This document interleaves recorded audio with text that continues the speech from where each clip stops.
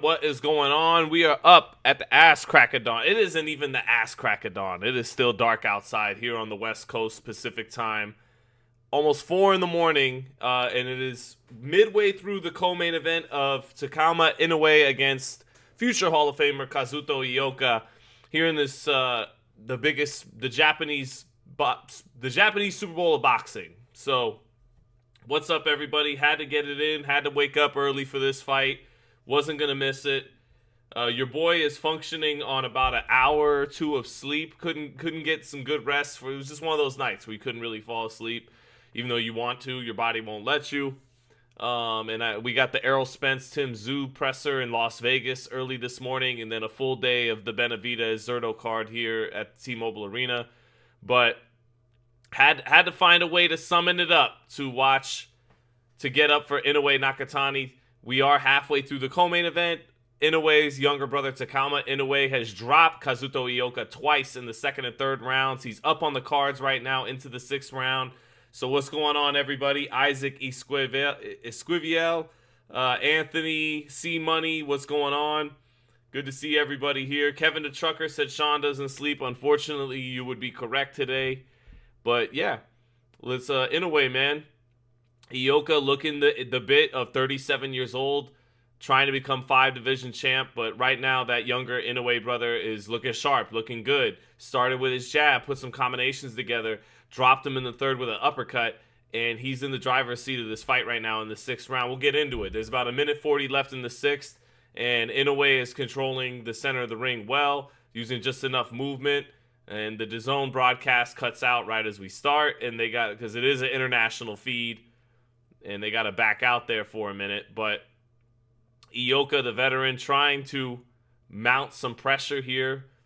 But Inoue, the quicker fighter on the draw. Older fighter Kazuto Ioka, in his prime, a really good combination puncher, a top 10 pound-for-pound fighter. But right now, a little getting beat to the punch pretty consistently by Inoue. And Inoue can keep in the fight in the center of the ring enough, although his back has been touching the ropes a few times this round, but he counter punches with a right hand right off the ropes. Good defense along the ropes. Ties Ioka up and turns him, spins him, and reverses position on him, switches the position on him. Now a little bit of taunting from Takuma Inoue, and a smile from him too. Something his brother will do. 1-2 lands for Inoue, and Ioka has to hold the top rope there, backing away after eating a 1-2, and the old man's legs showing a little bit in this fight. Anytime clean shots really get through. Another 1-2 for Inoue, and a little push off, and he nods at him to admire his work there a little bit. Little half steps back from Inoue. 20 seconds left in this round. Now he's near the corner. Counter right hand over the top for Inoue, and he's able to escape a little bit to his left. Plants his feet now in the center of the ring. Sweeps a right hand, left hook against Ioka. Ioka able to tuck his chin a little bit there, take those two shots on the top of the head. But another round for Takuma Inoue. Blood coming from the nose of Kazuto Ioka.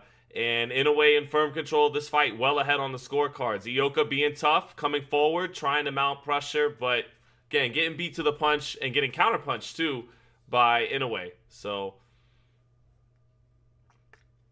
Inoue able to get off 2-1 in some of these sequences that they're showing. But this is the little brother, right? Yes, it is. Yes, it is.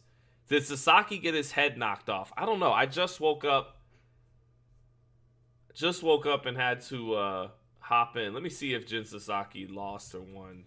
That's someone said, bro, get some sleep. It was tempting to do that. But you gotta make the live that you set last night. This is the Inoue Bam should fight to make a statement. I like that idea. Yeah, I like that idea. Still Trolling Sports Network says great day of boxing. It is a great day of boxing. Yes, indeed. So, all right, Inoue trying to land that right uppercut twice there. Ioka letting his right hand go over the top to start the round, but getting countered by the left hook of Inoue. Goes back on his jab, double, triples it up, steps over to his right. A little bit off with the right uppercut, but then pivots into a short left uppercut and a right uppercut and a left hook to exit that sequence. So Inoue getting a nice right uppercut again on the inside. Straight right hand, left hook, straight right hand. Nice combination by Inoue in the center of the ring. 40 seconds into the 7th round. So Inoue just sharp, man. Winning this fight. Good reflexes. Just a quicker, younger man against an older, aging, great fighter in his own right, Ioka. Inoue beating him with the jab. They trade jabs in the center of the ring, and it's Inoue getting it in. Good enough defense from Inoue. Tries to punctuate the exchange with the left hook. Ioka still resourceful enough to move his head a little bit there to roll some of the shots. But Inoue being first and last on a lot of these sequences. In the center of the ring, they get into the inside there. Now they're back at mid-range. 1-2 over the top, misses for Inoue, cleans up with a right uppercut, goes back to his jab. Now he steps out of range. Ioka comes forward behind a double jab and a straight right hand, but Inoue smothers him right after that, makes him off the mark with that 3-punch combination. Back right in the center of the ring, half steps back by Inoue, shifting over to his left. Now he's in the corner. They trade right hands. Inoue beats him to the punch, but takes a little bit of a right hand too and smiles at Ioka to say, you got me a little bit there. Now Ioka lands his jab. Ioka over the top with a right hand. Inoue slips and ducks underneath it. Comes back with his own 1-2. Smothers an uppercut from Ioka. They're in close. Good combination by Ioka, but the reflexes of Inoue makes him miss that 3 or 4 punch combination in the phone booth. So Inoue able to take steps out of range and make most of Ioka's pressure ineffective right now. 1-2 up top for Ioka. Doesn't land, but he cleans up with 2 left hooks. One to the body, one to the head. That left hook to the head touching Inoue near the ropes. Inoue takes a right hand over the top by Ioka. So Ioka is touching him with some of his work. Not landing right on the button, but he is touching him up a little bit. Big right hand by Inoue and a left hook right after that. Having Ioka walk into it, but Ioka able to make him miss it a little bit. Defensively responsible enough. Now Inoue turns him. 4-punch combination. Cleans up with a left hook. Pivoting out while doing it. Shifting his weight while throwing that combination. Good hand and foot speed. And that's another Inoue round. But Ioka holding his own there a little bit. But it's still an Inoue round. That's my alarm. Yeah, those uppercuts early in the round were the best punches for Inoue. A cacophony of noise in the Tokyo Dome, says Trollbaiter. Yeah, I know. When I tuned in early, I heard Adam Smith, and as always, it was massive and brilliant. I think the first thing he said, and the massive Tokyo Dome, and I was like, oh, yep, massive, brilliant. Inoue and coffee, what could be better? Some sleep? Klitsch Switcheroo says, after the card, I'm going to sleep and recharge for the Benavidez-Zurdo card. I'm with you on that. I am too. I'm going to try and get a couple hours of sleep before I got to head to MGM for the Spence and Zoo presser. So round 8. Again, Ioka trying to mount some pressure here, but Inoue walking him into a couple of uppercuts off the combination. Able to get all 3 or 4 punches to 1 right now against Kazuto Ioka, but Ioka is trying to mount that pressure. Come forward with his hands held high.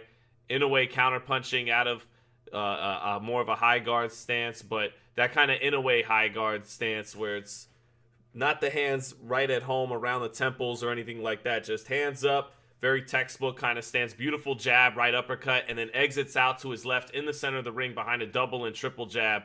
And Inoue doing a beautiful job right now, being first and last. Nice straight right hand counter with his back against the ropes. I think that got Ioka's attention.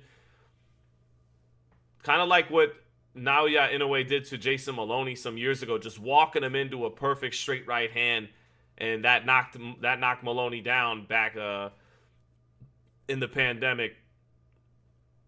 Inoue, the younger Inoue, using that setup at times too, but always with his feet underneath him. 1-2 by Inoue in the center of the ring, tries to clean up with a right uppercut, smothers the quick combination by Ioka. Ioka digging with a left hook to the body, but good sense of distance and changing different ranges at times by Inoue, not just circling and And again, Ioka's pressure is decent enough to get Inoue's back to touch the ropes like it is right now, but Inoue knows what to do. He counters off the ropes, and then he turns them, gets back into the center of the ring for a spell, and then resets his work.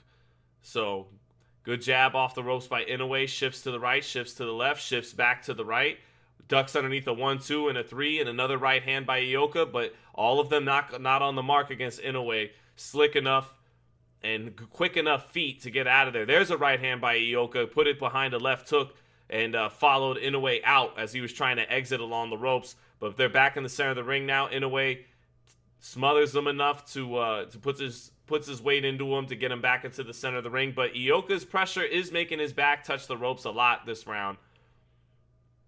And he has used a lot of movement in this fight. Inoue, efficient movement, smart movement, but still enough. Ioka still summoning combinations with Inoue along the ropes. Inoue turns him, comes back with his own sharper, quicker combination and smiles at him, nods his head. And that's pretty much is the story of the fight right there. Ioka mounting the pressure, gets his back to touch the ropes. He uncorks a 4 or 5 punch combination. A lot of it not able to land. And then Inoue turns him and comes with the sharper, faster, younger hands and has a better sequence. And also walks him into a right hand in the last 10 seconds there. So Ioka having a respectful effort for sure at 37 years old. But Inoue just youth, sharper, faster, a step ahead, good efficient tactics. Not going to a whole lot of different looks, a lot of textbook boxing from Inoue, and that kind of signature Inoue sharp form, punching form on everything, although he's not the puncher his brother is. So Inoue by decision is plus 175 against Nakatani, free money. Yeah, I feel like this might end in a knockout though. But yeah, that's a good bet for sure. I mean, those are good odds. I think that's a very, very good bet.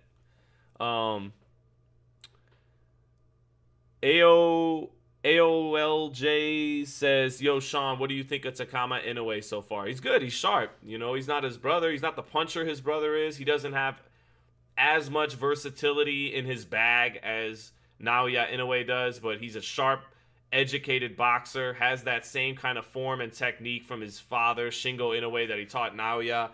And he's sharp. He's fast. He carries a good amount of the speed his brother carries, although not quite even the level of hand speed, and certainly not the puncher, but he's flashed some power tonight, and he's a smart boxer, and fun to watch because he does rip some combinations. He's confident to stay in there in the pocket. At times, it's not like he's on his bike or anything.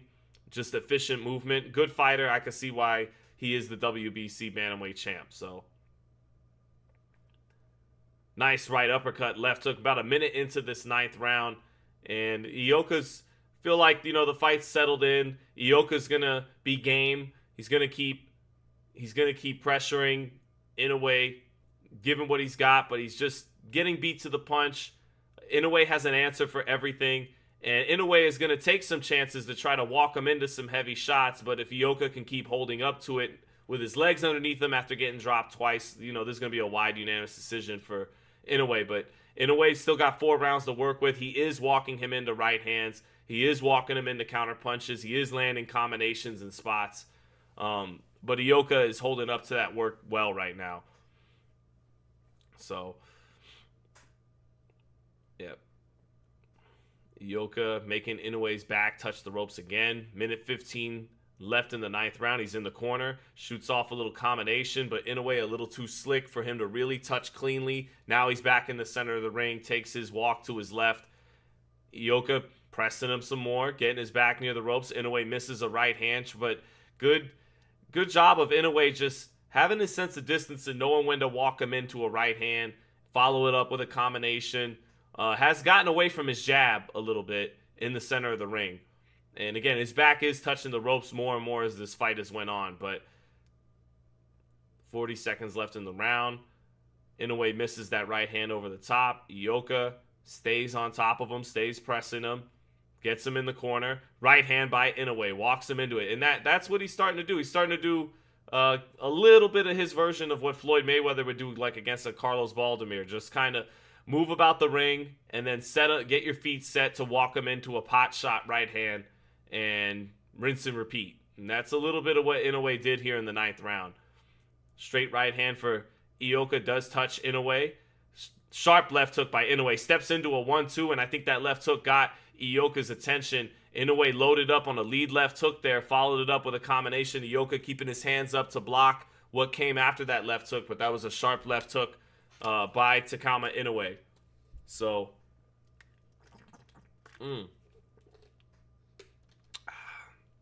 what's up, Vino? De Nazareth says, what's up, Sean? You the best. Thank you, brother. Charmin31. It is a round-by-round watch party and commentary, my friend. What's up, Maria C? Thank you for being up early with us. As always, my mod, Maria C. And Kagi Lopez says, I just read Toshiro Fierro missed weight again, bro. Yes, he did.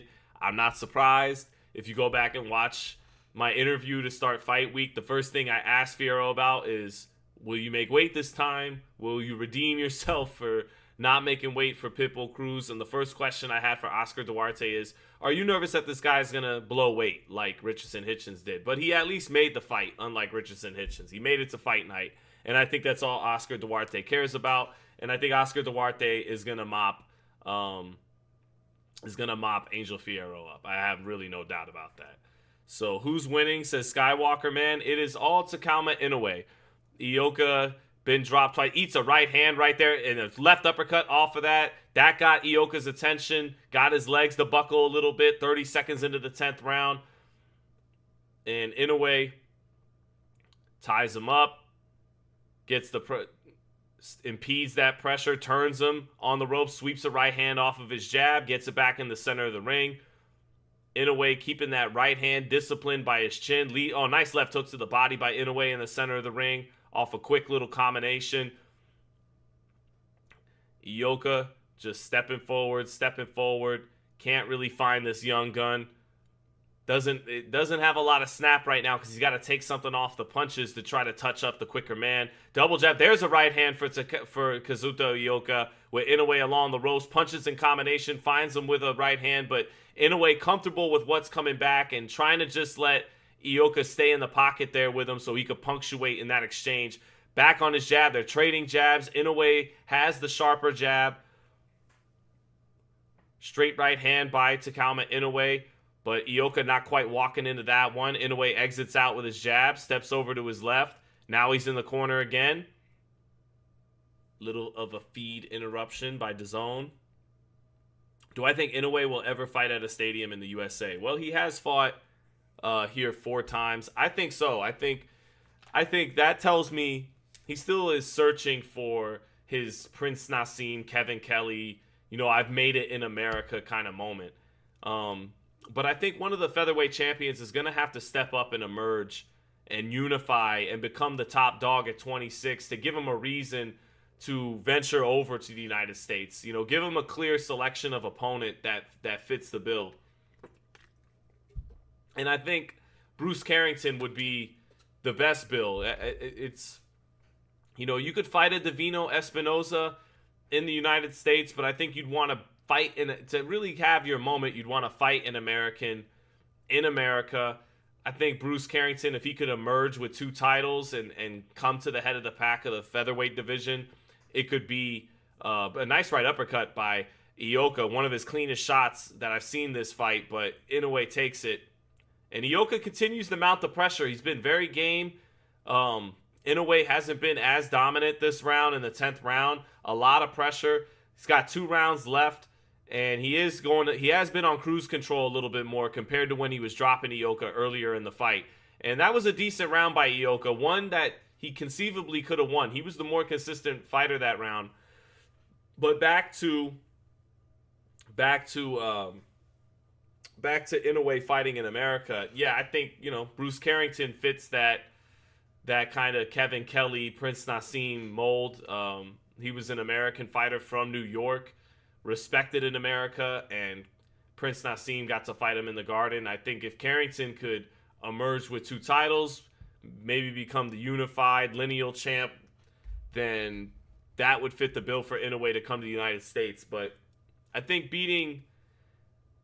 fighting Divino, that's cool and all, but if you're going to fight a Divino or a Figueroa or Angelo Leo, you might just want to fight him in Japan anyways. Obviously, Leo and Figueroa are Mexican-American. They're American, just like Bruce Carrington's American. But Bruce Carrington, being an American champion from New York, fighting him in New York City after he pulled up to see him in New York City, I think that's the one that fits the bill the best for Inoue to come back and try to create a signature moment in the United States. Not that he needs one, really, in terms of proving anything, but his actions in fighting here 4 times already tell me he places some level of importance on wanting to have a real signature moment in the United States. Good combination by Inoue. 30 seconds into the round, after kind of taking his foot off the gas, he steps off the ropes and makes the pressure, impedes the pressure of Ioka and lets off a sharp combination there. Now he's standing on the inside with him, setting up right uppercuts, rolling right hands over the top by Ioka. Now he takes his little steps out. Sharp jab by Inoue in the center of the ring. Steps over to his left, taking some steps back, measuring. Now he steps over to his left. He's in the corner, setting something up. Sharp 1-2, sets up a hard left hook by Inoue. Great hand speed and just precision, sharp technique. The Inoue brothers are just so sharp with every punch they throw, and that's from that shadow boxing their dad drills into them. Just great punching technique all the time. Ioka trying to throw right hands over the top. Left hook, not another left hook by Ioka. Some decent work by Ioka, and Inoue acknowledges it and says, come on, with his right glove.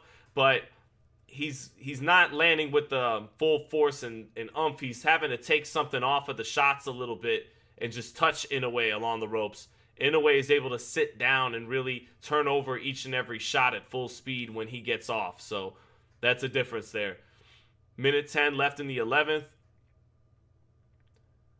Quick combination by Inoue to return fire. Now he gets Ioka along the ropes, clubs him with a right hand, chopping right hand. Now he steps out, resets his distance in the center of the ring. Ioka resumes his pressure, lands a right uppercut off his jab, is backing Inoue up. Inoue is in the corner now, lands a sharp jab out of that corner, steps over to his left. Got that smile in his face. Good 2 body shots by Ioka in the center of the ring. Inoue counters with a right hand up top for making him reach twice to the body. That was good body work by Ioka. Ioka, as expected from a fighter of his caliber, is mustering a very respectable effort at his age. He's just outgunned in youth and speed right now. 20 seconds left in the 11th. And again, respectable stuff by Ioka, man. Constantly coming forward, mounting pressure. But Inoue, the ring general in there, smothering the pressure in times, taking a step into him to make him have to stop that pressure for a second and then resume his boxing, turning him. Not staying in the center of the ring, though. His back has been touching the ropes and the corners a lot. Ioka is getting off some rounds, some combinations with him along the ropes. Deep breath by Inoue. His legs got to be feeling heavy. He is a little tired.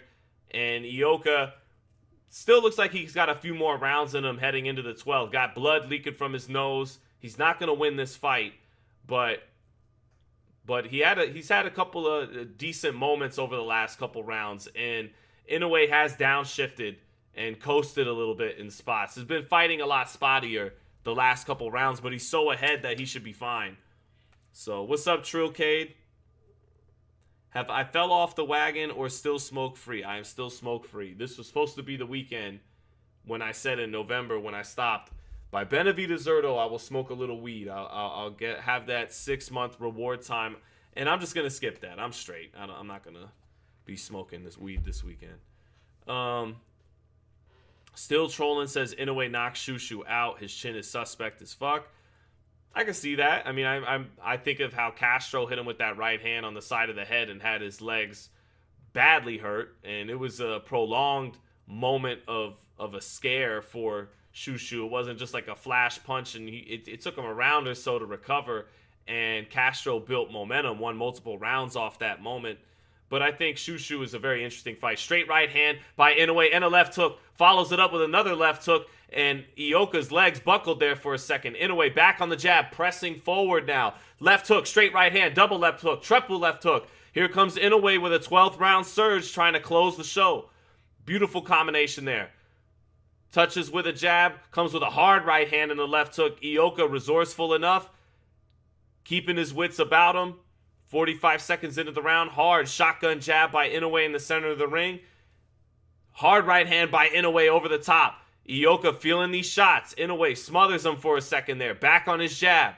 Busting up that bloody nose. Ioka goes to his high guard. Stands in front of Inoue. Resumes taking steps forward now. 2 minutes left in this fight. Let's see if Inoue has a few more bursts in him. Comes with a right hand over the top with a left hook. Trying to walk Ioka into that right hand and follow it up with a left hook. Smothers him on the inside. Couple of body shots from Ioka. Ioka with the pride of a champion. Not wanting to go down. Sweeping right hand by Inoue. But Ioka catches it on the left glove at the center of the ring. Back comes Ioka with a jab. Has to touch with a right hand. Falls short. Inoue right in front of him.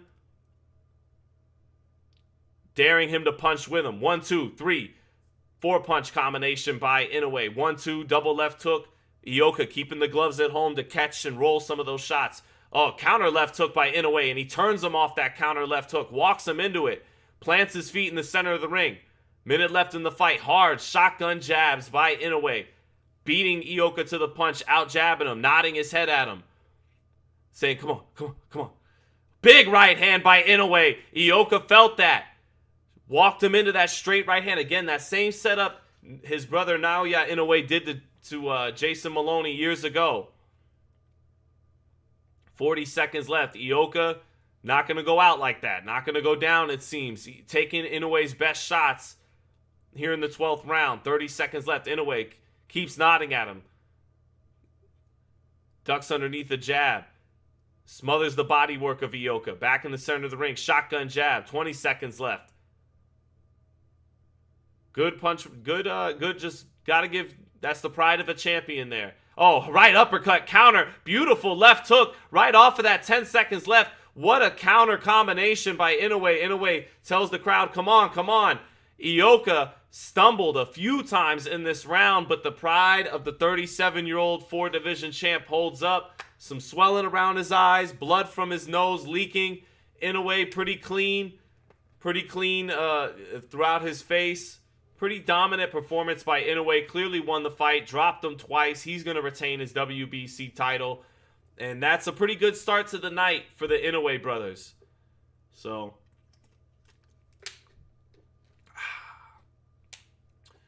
when's the main event? The main event is not too far away. I hope it's not a whole lot. Well, the pageantry is about to be insane. You know, you're going to have an anthem. Two pretty long ring walks, probably long introductions. There's probably going to be some special ceremonies beyond the norm because this is Japan's biggest fight ever. We probably got another 30 minutes until main event time. But Trell Cicade says, good work, Sean. Thank you, guys.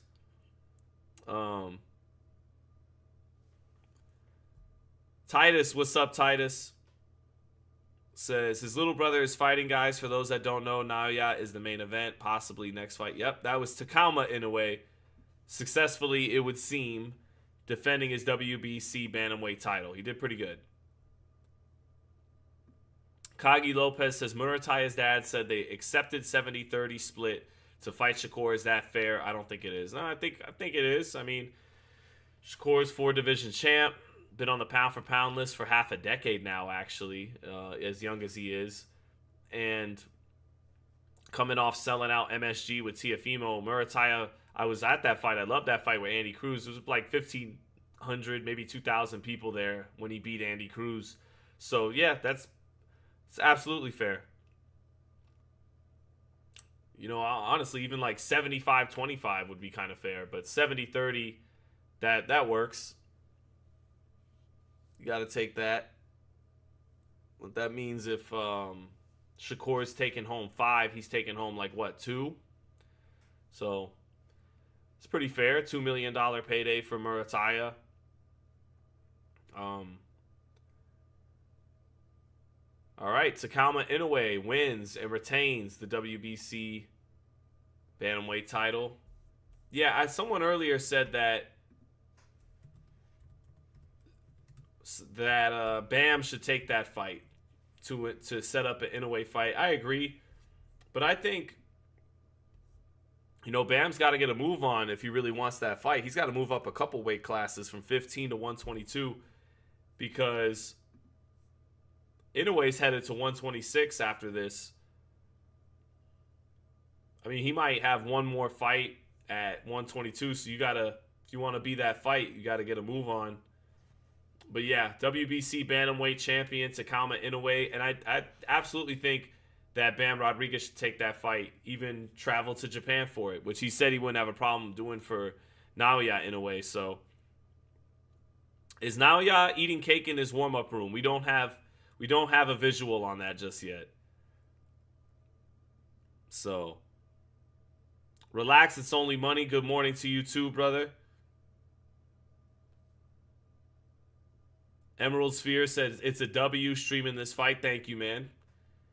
Josh Wick says, Sean, you the man. Thank you, brother. Appreciate that. It's a long fucking day for your boy. I wish I would have got some sleep. It was just one of those nights. It's not that I was so excited I couldn't go to bed, and it was just one of those hell nights where you're just laying there like, please, I want to go to sleep. It's 10:30. I want to go to sleep. It's 11:30. I want to go to sleep. It's 12. It's 1. Oh, fuck. We're not going to get any sleep tonight, are we? And it was one of them. So,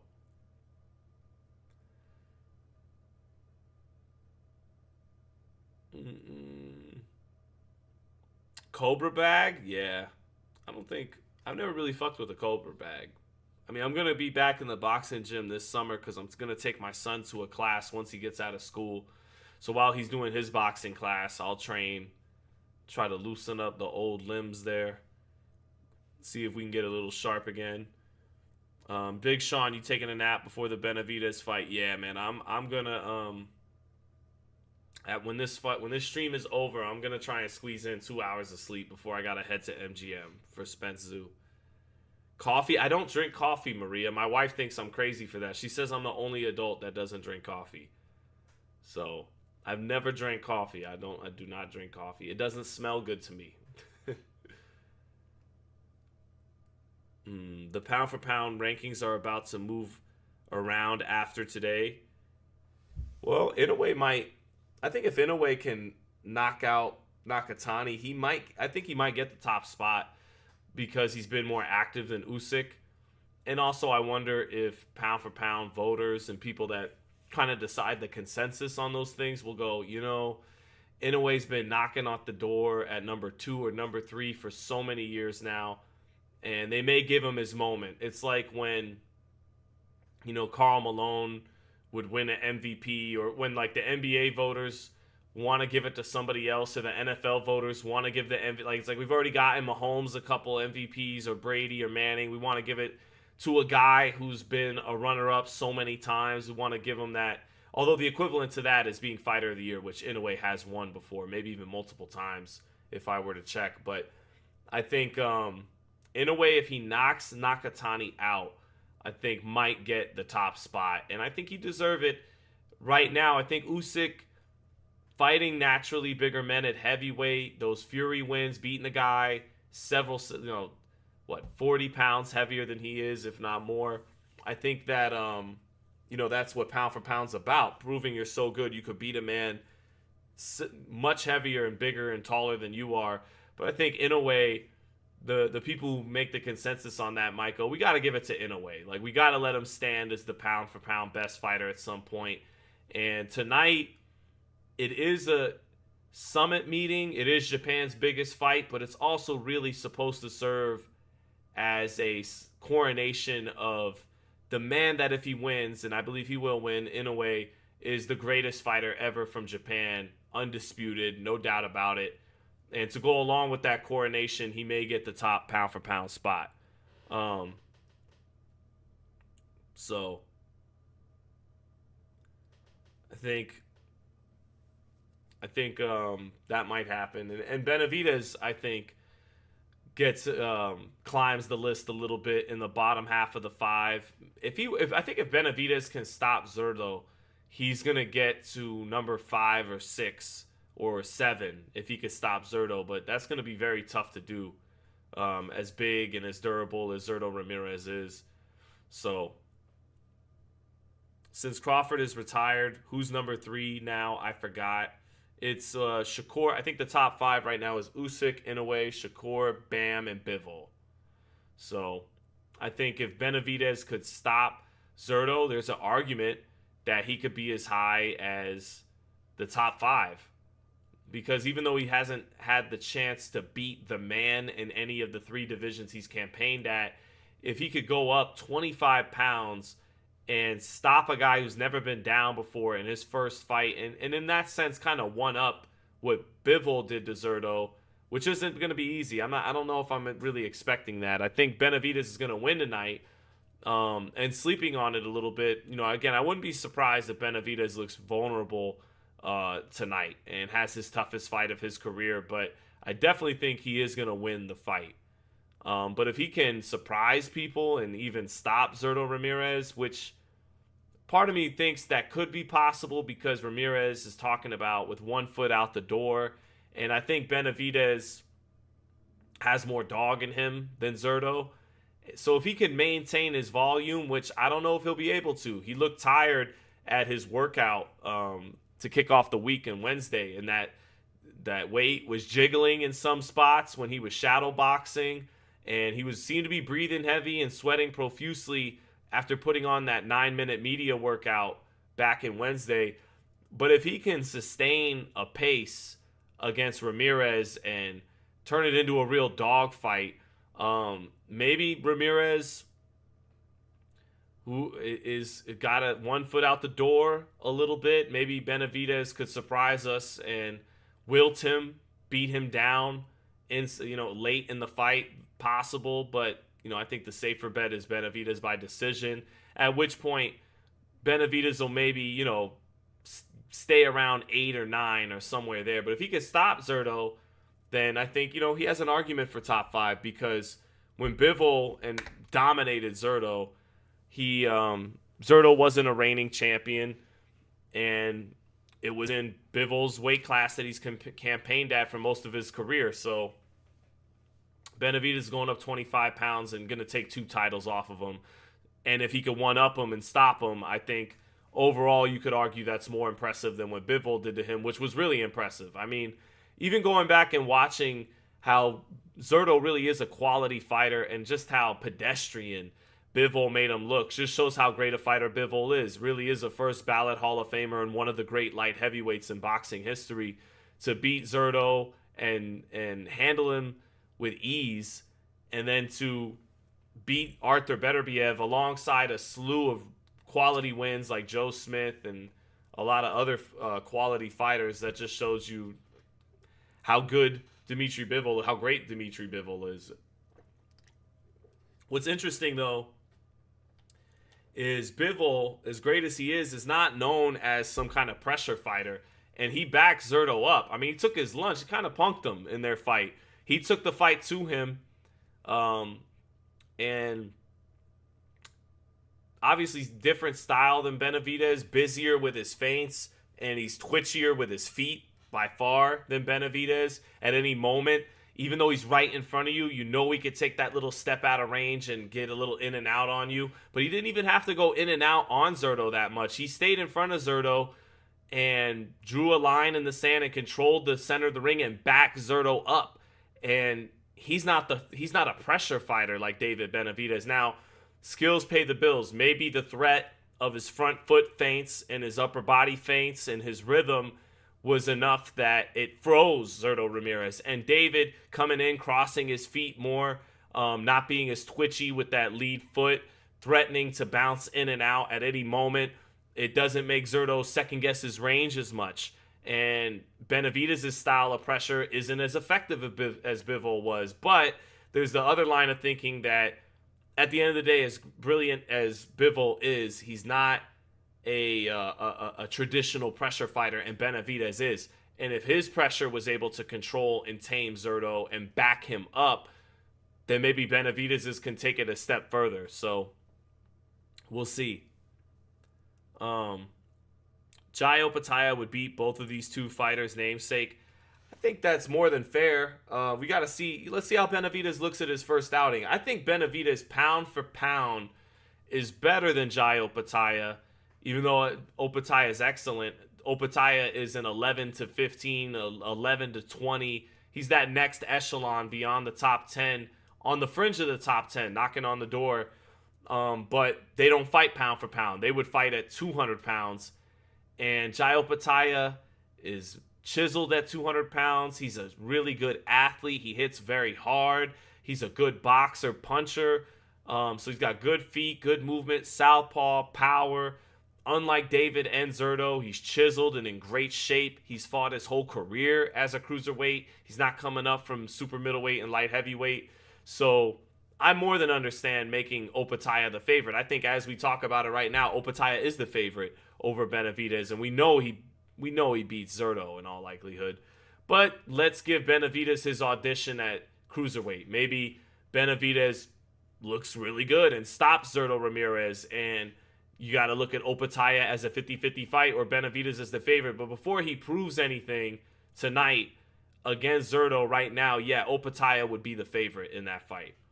So, what's up, Prusher? Says, good morning, Big Sean. Good morning to you too, brother. Irolot says, I see David getting KO'd tonight, in my opinion. It's possible. I do think Benavidez has a solid chin, but not a granite chin. You know, the 2 or 3 times Morrell really landed clean on that chin, Benavidez got buckled a couple times in that fight. And I suspect between the weight and everything, Zurdo is going to be a heavy hand. He's going to be more heavy-handed than Morrell. So it's conceivable. But you got to look at Zurdo having 30 knockouts in 48 fights. That's a lot of times he's gone the distance.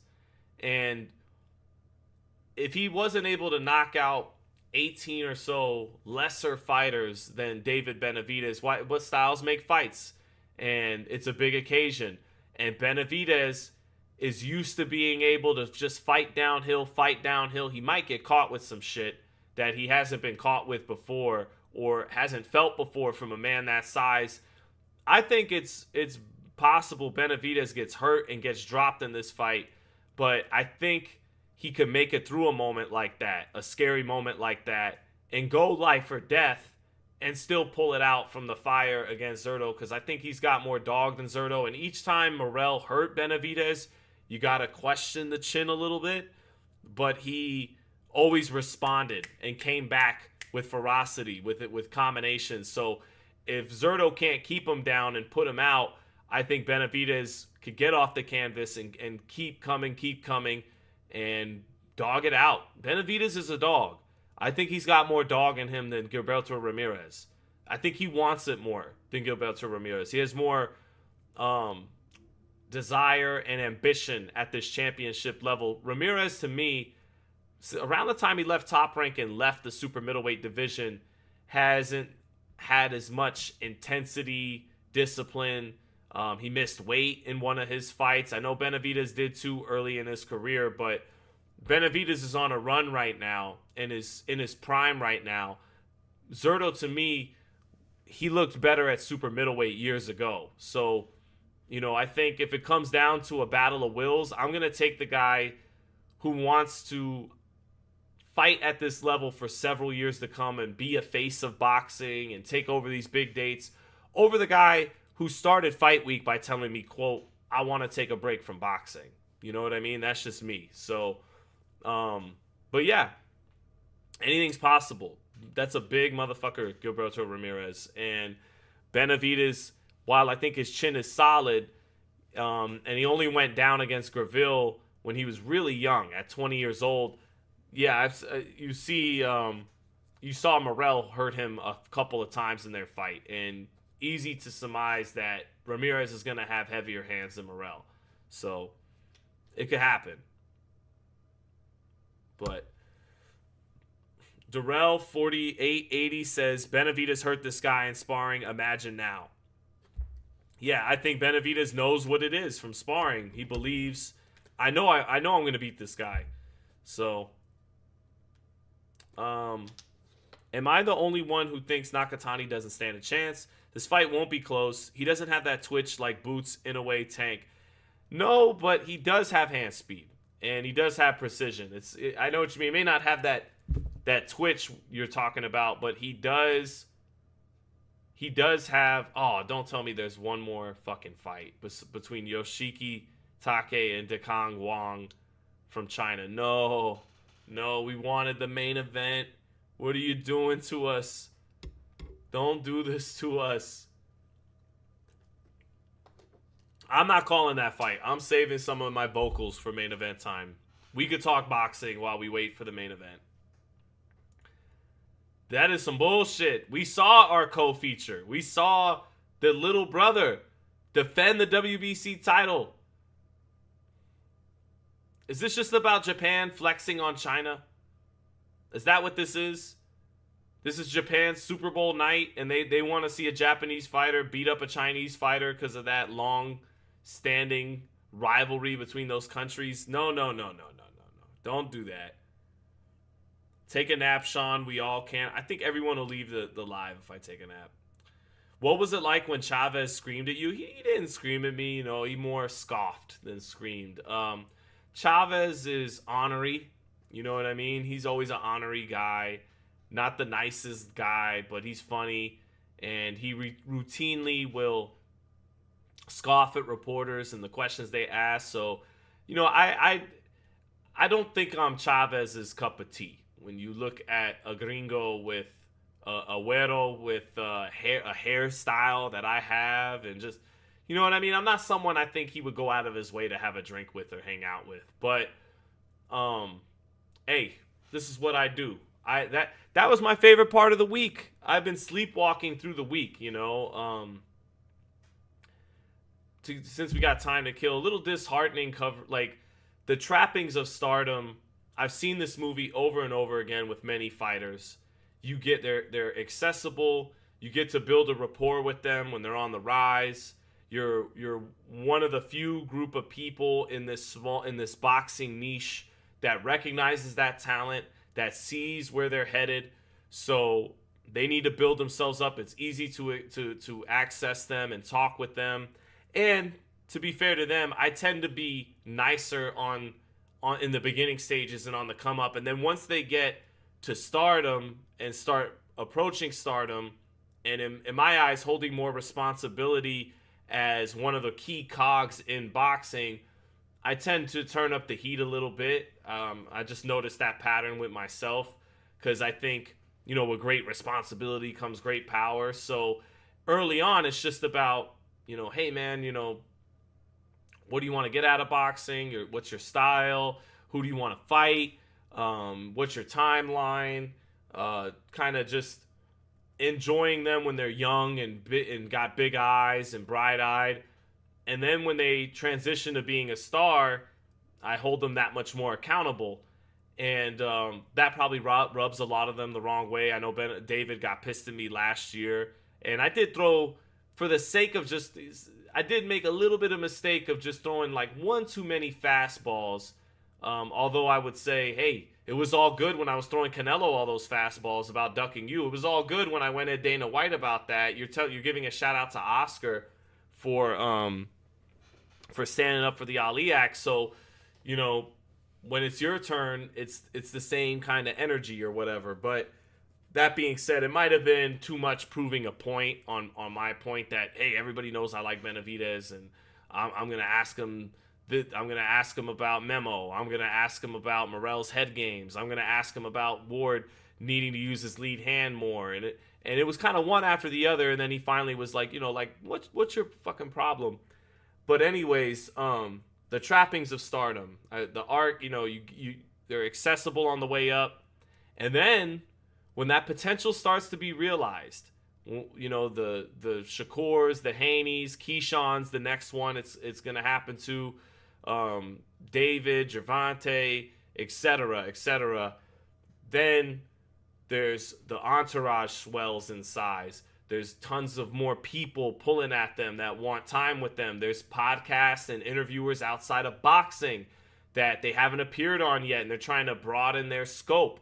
So there's only so many media rounds to go around before they get to fight night. And you can get pushed out of the way a little bit. It's just another, and now, these days, not with Fight Hype, a huge channel, even more so, I'm even, I bring, in that sense, less to the table.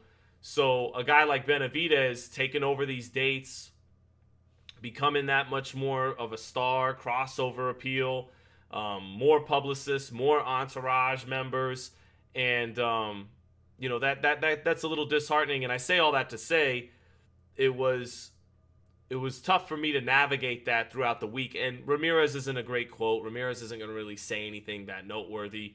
The most noteworthy thing he said is he wants a break from boxing and might only fight once or twice. So I kind of lit up when it was Chavez, when it was Julio Cesar Chavez, because I don't always get to talk to Chavez. You're not always going to get that many opportunities, especially with the language barrier, to fire something off at Chavez. So I woke up a little bit and found that question to hit a beat, to bring some pulse to fight week.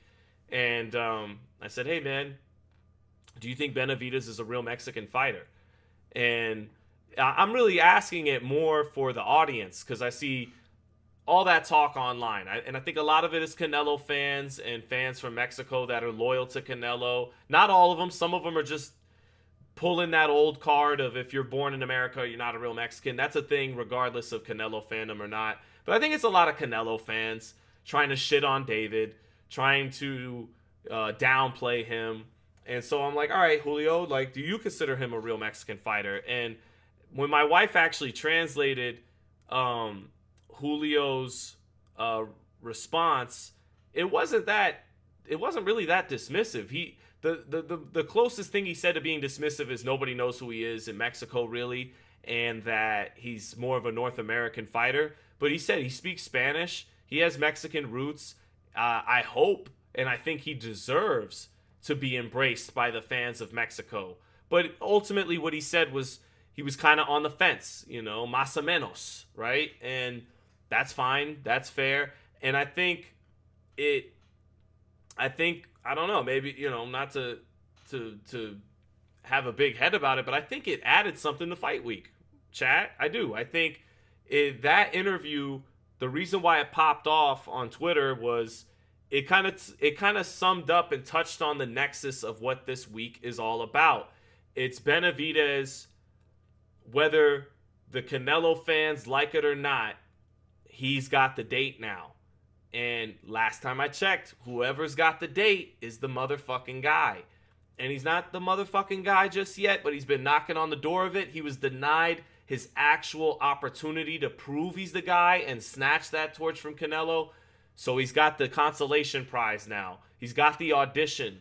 He's got Cinco de Mayo against a Mexican champion. It's not some star from Mexico, but a legitimate champion from Mexico. And a naturally bigger guy who's an interesting enough opponent and style matchup that, okay, it's your first time on Broadway in terms of fighting a Mexican fighter. You fought Plant, you fought Morrell, you fought Andrade, a couple of Americans, a Cuban, but that was in March, February, November. Here's your first opportunity crack at the big boy dates. And this is his audition. And I think it was fitting that it's 30 years after De La Hoya Chavez that he's fighting a fighter from Mexico, and he's Chicano. Yes, I know, also Ecuadorian. And De La Hoya is talking about a lot of them still never accept me, even though I beat Chavez twice. And De La Hoya said it from his own mouth to me yesterday morning. Benavidez is in the position I was in 30 years ago. And I think, so what I came to was, it doesn't matter if he ever gets the verbal acknowledgement from Mexican fans or Mexican American fans that, hey, he's our guy, he's one of us, etc. All that. What matters is if they pay attention to him. Are they watching the fight? And more importantly, are they going to buy the fight? Because many of those people who would say that rhetoric about De La Hoya watched him fight. They may not have admitted it. They may not have said, I'm a De La Hoya fan, but they bought the pay-per-view. They had the barbecue. They put the carne asada on the grill, and at a certain point, whenever Oscar went against a non-Mexican fighter, he was their guy. They would at least rent him for the night. When he fought a Mayorga, when he fought a Trinidad, when he fought a Mosley, he was their guy. Now, when he fought someone like a Fernando Vargas, who some Mexican and Mexican Americans might deem more Mexican, like Julio Cesar Chavez, by the way, who walked out Fernando Vargas, which proves even by Chavez's own actions, a Mexican American fighter can be considered Mexican, because Fernando Vargas was Mexican enough that Julio walked him out to the ring. And, you could surmise it's because Fernando, temperament-wise, embodied more of the machismo and masculinity of Mexican culture, whereas Oscar was a Hollywood socialite, a pretty boy, an American gold medalist, although Vargas was an American Olympian. And I know both of them are proud to be American, but also proud to be Mexican, and that's David Benavidez. So I think Benavidez, if he handles his business and it's an exciting fight or an exciting performance, he will take a legitimate step, however big or small. I'm not saying it's going to be this huge leap, towards making, whether they like it or not, those fans have to turn the page from the Canelo era. Because Canelo's only got so many fights left in him. And his next fight is scheduled Mexican Independence Day weekend, but it's not even in the United States. So I said this on my video last night. Canelo vacated Cinco de Mayo 2 years in a row, and he's vacating Mexican Independence Day in the States. And I think Benavidez should go up against Canelo. I know that puts people in a jam if Canelo, and I'm sure Canelo, like when he fought Skull, is going to insist on his fight airing. I'm almost guaranteed he's going to insist on his fight airing in the United States on prime time, right? I think Benavidez should go at him, and if he wins this fight, take that date too. So the last time Canelo occupied one of the two big dates in America, he lost to Terrence Crawford and ultimately refused to fight Benavidez. So Benavidez should go up against Canelo on Mexican Independence Day weekend, if he can get past Ramirez, which isn't a full given, but I think he will win the fight. But yeah, talking to Chavez, that was my highlight of the week, and I think part of why it touched the nerve is it kicked off that dynamic, that dialogue, that talk between Mexican and Mexican Americans. And my wife, she was funny. She summed it up. She's like, "Oh, it's just funny because my wife, full Mexican blood, born in East LA, grew up out here in Vegas a lot more so, but moved here at 5 years old. Her dad was from Guanajuato, León, and her mother is from Mexico City. Okay, she's a Chilanga, and she told me, if you say you're Mexican, then that's when people from Mexico will say, no, you're not, you're American, you're pocho, whatever. And she speaks perfect Spanish, but she says, but if you go, okay, I'm American, then they go, what's wrong with you? You're supposed to embrace your Mexican roots. You're Mexican. So she just said that's funny how that works. And yeah, man, I think tonight for Benavidez is he's got to make even the Canelo fans and Psycho fans and loyalists begrudgingly have to accept. They may not like him. They may not like it. They may always embrace Canelo and be loyal to Canelo, a lot of those people. But whether they like it or not, I'm taking over these dates now. I'm taking the torch. I literally wanted to take the torch from him. Didn't get the chance to. But we're turning the page. I'm the young gallo. I'm 29 going on 30. Canelo's a 35 with well over 500 rounds. He's fighting in Saudi these days as much, if not more, than he's fighting in the United States. Time to turn the page. So that's what I think it'll be. And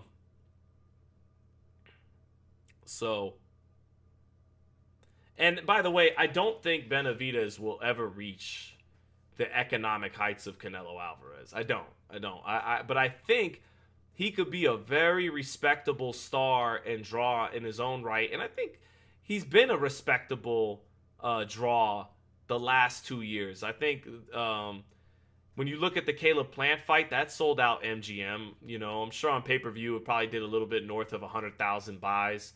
Andrade, had a decent crowd at Mandalay Bay, probably about 8 or 9,000. Morrell had 10,000 plus. So he's been comfortably in that 10,000 ticket sale range, and I think he's going to have 10,000 plus tonight at T-Mobile. I don't think it's going to be a sellout, and I'm sure PBC will paper a couple thousand in there, probably get the number up to around 15K, but I think he'll sell another 10K tonight.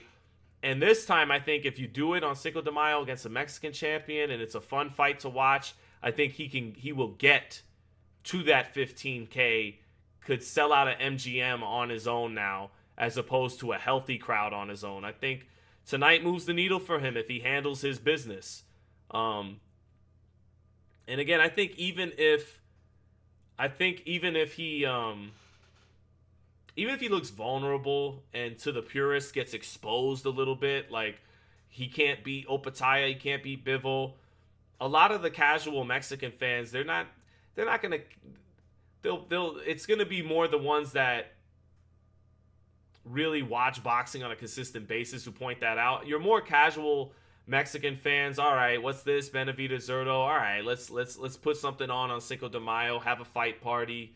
Let's pull up to the fight. As long as you stay in the winner's bracket and it's not controversial and it's an exciting fight that they actually feel they got their money worth, he'll move up a notch in the eyes of those people. So the purists might leave tonight saying got exposed a little bit, but if he stays in the winner's bracket without controversy and it's a fun fight to watch, it'll move the needle in the right direction with your more casual Mexican-American fans. So I got a super chat from Lone Ranger, said, "Hey Sean, have you ever met Max Kellerman?" Yeah, many times. I talked to Max first time I talked to Max, I was 14 years old in the lobby of Caesar's Palace when he was getting ready to cover Timur Ibragimov against Calvin Brock at the last fight I think Caesar's ever had outdoors. It was a makeshift arena. That's back when Ray Torres was still a commentator. I think that might have even been like June 10th, 2006. And I had just had like my second amateur fight, and I told him I'm an amateur boxer. And he's like, "Oh, Sean Zittel?" He's like, "All right, I'll remember you. And I could tell he was actually taking inventory of my name. But I also told him, yeah, but I kind of want to do what you do one day. And Max was super cool, man. He talked to me for like 15 minutes. I remember we were talking about like Luis Collazo and Jose Antonio Rivera. And I think what brought up Collazo was me asking him about Mayweather and Hatton, right? Because this is June 2006. Hatton had just beat narrowly and survived the 12th round scare against Luis Collazo. And so he was like, yeah, Mayweather's going to beat Hatton. You know, Max was on point. And he's like, when you look at how Luis Collazo did Ricky Hatton, and I was saying like, yeah, but bro, Luis Collazo's pretty good. And of course, Max knew that. He's from New York. Luis was a southpaw from Brooklyn. And I was talking about how he fucked up Jose Antonio Rivera. And then I think Rivera moved up and won the WBA title against Tara Garcia, who was like a WBA 154-pound champ after Collazo took the WBA strap off of him at 147. And then he wound up losing to Tavares Sims, all right, to take it way back. Damn, I'm getting old. That was 20 years ago. But yeah, I talked to Max back then. And then early on in me interviewing fighters and stuff, I talked to Max about Hopkins Kovalev. Max gave me an amazing interview. I got a post one day as a Throwback Thursday where he beautifully predicted Marquez and Pacquiao's fourth fight, the way it was going to go. He knew it was going to end in a knockout. He was like, the first three have gone the distance. He goes, but I think and he was very articulate as always. He talked about how they were going to let it all hang out, and this time it's going to end in a conclusive manner where you won't need a fifth fight. So I've been interviewing Max for years. Been critical of the guy I've been looking up to for a long time about this Zuffa and Saudi involvement, but Max is still the man. You know, he's still great at super smart, breaking down fights, super accomplished guy. So yeah, Max knows who I am on a first name basis now. So yeah, still respect to Max, even if I've disagreed with some things, but that's normal. And it is what it is there. God is Grand, thank you for the super chat, said, I don't see what Benavidez gains beating Canelo. No undisputed. Canelo has looked terrible, and Benavidez versus Bivol is the fight for me. Am I wrong, Sean? No, you couldn't be more right. I think that, and I will post that, Maria, but I think that is 100% the fight. My pitch would be, and I don't think David would ever do this. I think David's going to continue to talk shit about Canelo for the foreseeable future. But I think that note has grown stale, and you're talking to someone who, made Canelo be frustrated and end a press conference. I think after the Triple G trilogy fight, where he just he was so sick of me asking him about Benavidez that he kind of went off and ended the press conference, even though it was supposed to be his last question of the night anyways. And I hounded Canelo respectfully, and Canelo was a good sport about it. Canelo was always respectful with me and was a gentleman.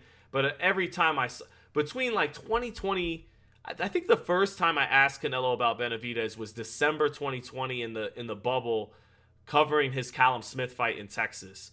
And all the way through 2021, 2022, 2023, 2024, after he beats Jermell Charlo, before he takes the Saudi deal, I mean, I was on his ass, about Benavidez for 4 years straight, actually, and, nobody was hounding him about that fight more than me. I can comfortably say that.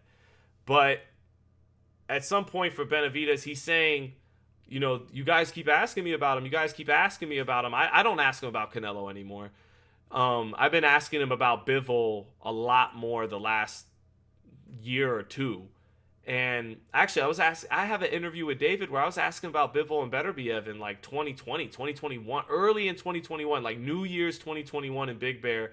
If you go back on Fight Hype, and you could search Benavidez on Beterbiev from 2021 in Fight Hype. And I was already saying, hey, should you just get to light heavyweight already? The first time I ever talked to David about Canelo was off the record when I was in camp with them covering Jose for his fight with Terrence Crawford in November 2018. And I'm in the gym with them September, October 2018. And I remember David, I swear to God, talking about, Canelo just got to super middleweight, and I think he might fight me, bro. He's cause and I go, he'll never fight you. No, he won't. I was you're too big, you're too young. He's not gonna fight you, David. And David's I don't know, bro. He says he wants to become undisputed, and I can't remember if David had got stripped of that WBC belt for cocaine yet, or I can't remember. Someone in the chat would have to go look up what was the exact time. He either had just gotten stripped or was just about to be stripped. And I'm he's not going to fight you, dude. It's not going to happen. And I said, you might just want to go to light heavyweight. And so by the time I'm interviewing him again in New Year's 2021, I'm already better be at Bivol. You can go check the interview. So anyways, I say all that to say, I think it's gotten stale. And the problem for Benavidez is, if you keep calling him a pussy when you shoot down the questions the reporters are going to keep asking you for them because you're giving them a hot quote still. You're not and I like that about David. He's a good interview. He always gives a good quote. I think that's why a lot of media likes David Benavidez too. That's why someone like Stephen A. Smith had him on the show yesterday morning, because he engages, he talks shit. He's going to give you a good quote. But if you really want to turn the page on Canelo and you really do want media to stop asking you about him, you can't call him a pussy every time, because they got their quote, and now when they need another quote, they're going to ask you about Canelo. You get my point. I think, and I don't think David would do this, but I think what would be a better note, what I think would play better, because the Canelo thing's gotten stale and it's lost all luster since he lost to Crawford, is, you know what? I really respect Canelo, truth be told. And yes, I think he should have fought me. Yeah, I think he did avoid the fight. I think that's fair. But Truth be told, he's an all-time great. He's a great fighter. It's a shame I didn't get that opportunity. I want to fight the fighter he couldn't beat in Dimitri Bivol. I want Dimitri Bivol, this is how you could tug at the heartstrings, to fight a Mexican his own size. You know, don't pick on little 5'8" Canelo. Fight me. I want to avenge and get that get back for Mexican boxing. I want to avenge his loss for Mexican people. I want to fight Bivol and prove myself there and beat the fighter that beat Canelo. So, you know, I talked a lot of shit about Canelo. Me and him should have fought each other, but I respect him. He's an all-time great. It's a shame we didn't get to share the ring. Give me Bivol. Hey, Bivol, pick on a Mexican your own size and let me get that get back. I don't know, chat. What do you think? I think that would play well. So, yeah, I'm with you. The Canelo fight, it lost its luster, and Bivol is the fight. Bivol is the fight to finally become the man in the division, an undisputed champion, and to prove once and for all you are what you say you are. You are the Mexican monster. You're not just a top flight, top 10 pound for pound, really quality championship level fighter. You are the best. You are the man north of middleweight, south of heavyweight. And Bivol is the fight, is the task, and it's a very difficult fight. And Opetaia those are two very difficult fights for David Benavidez. But if he really wants to go the distance and prove once and for all he is what he says he is, that's the kind of opponents he's going to have to beat. And I think Bivol is the fight, and he's been agreeing with that. He's been saying Bivol's number one right now on the target list. But first things first tonight. So thank you for the super chat. Tricks for the win says, is David versus Bivol a mega fight in Vegas for September? Yeah, I mean, mega fight, let's use it relative. Is it like a 500,000 plus pay-per-view buy, you know, $20 million gate, anywhere near like a Canelo mega fight? No, but I think it's a potential eat what you kill 8-figure fight for both guys. I think both guys could maybe walk away with 10 million. Even that sounds a little optimistic. I think that fight would sell out T-Mobile, and I think that fight would far overshadow Canelo versus Mobility. Now the question is, I think, when's Bivol's title defense? It's coming up pretty soon, isn't it? Against Ifrit. I don't think Bivol's going to do a sharp turnaround for September.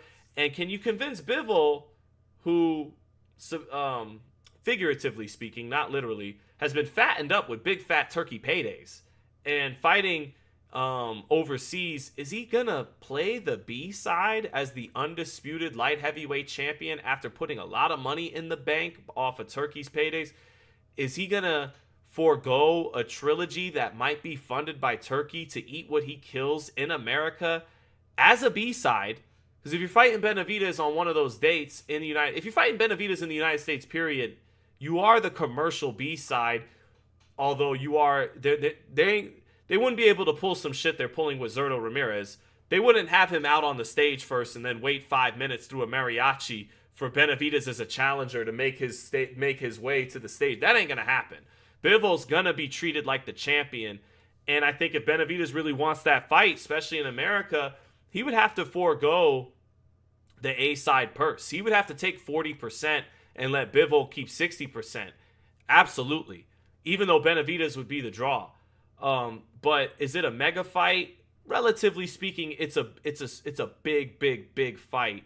But you know, it's still not commercially gonna do what Canelo versus Plant did.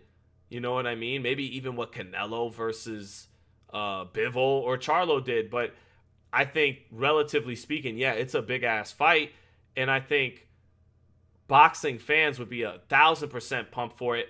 And I think Mexican fans, even ones, they may not admit it, but even loyal Canelo fans, Canelo psycho fans will want Bivol to beat Canelo because they won't want Benavidez to have that over Canelo, that he beat the guy Canelo couldn't beat. And that would slam the door shut once and for all, that the chapter is closed on Canelo being the guy and Benavidez is the guy now.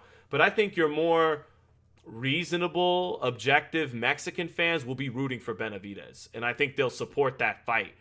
And if Benavidez wins that fight, he really is the man. Tonight is a step towards being the man, is moving the needle in the right direction towards being a man. Beating Bivol makes him the man. So, but this September, I don't see that happening. That'd be a quick turnaround.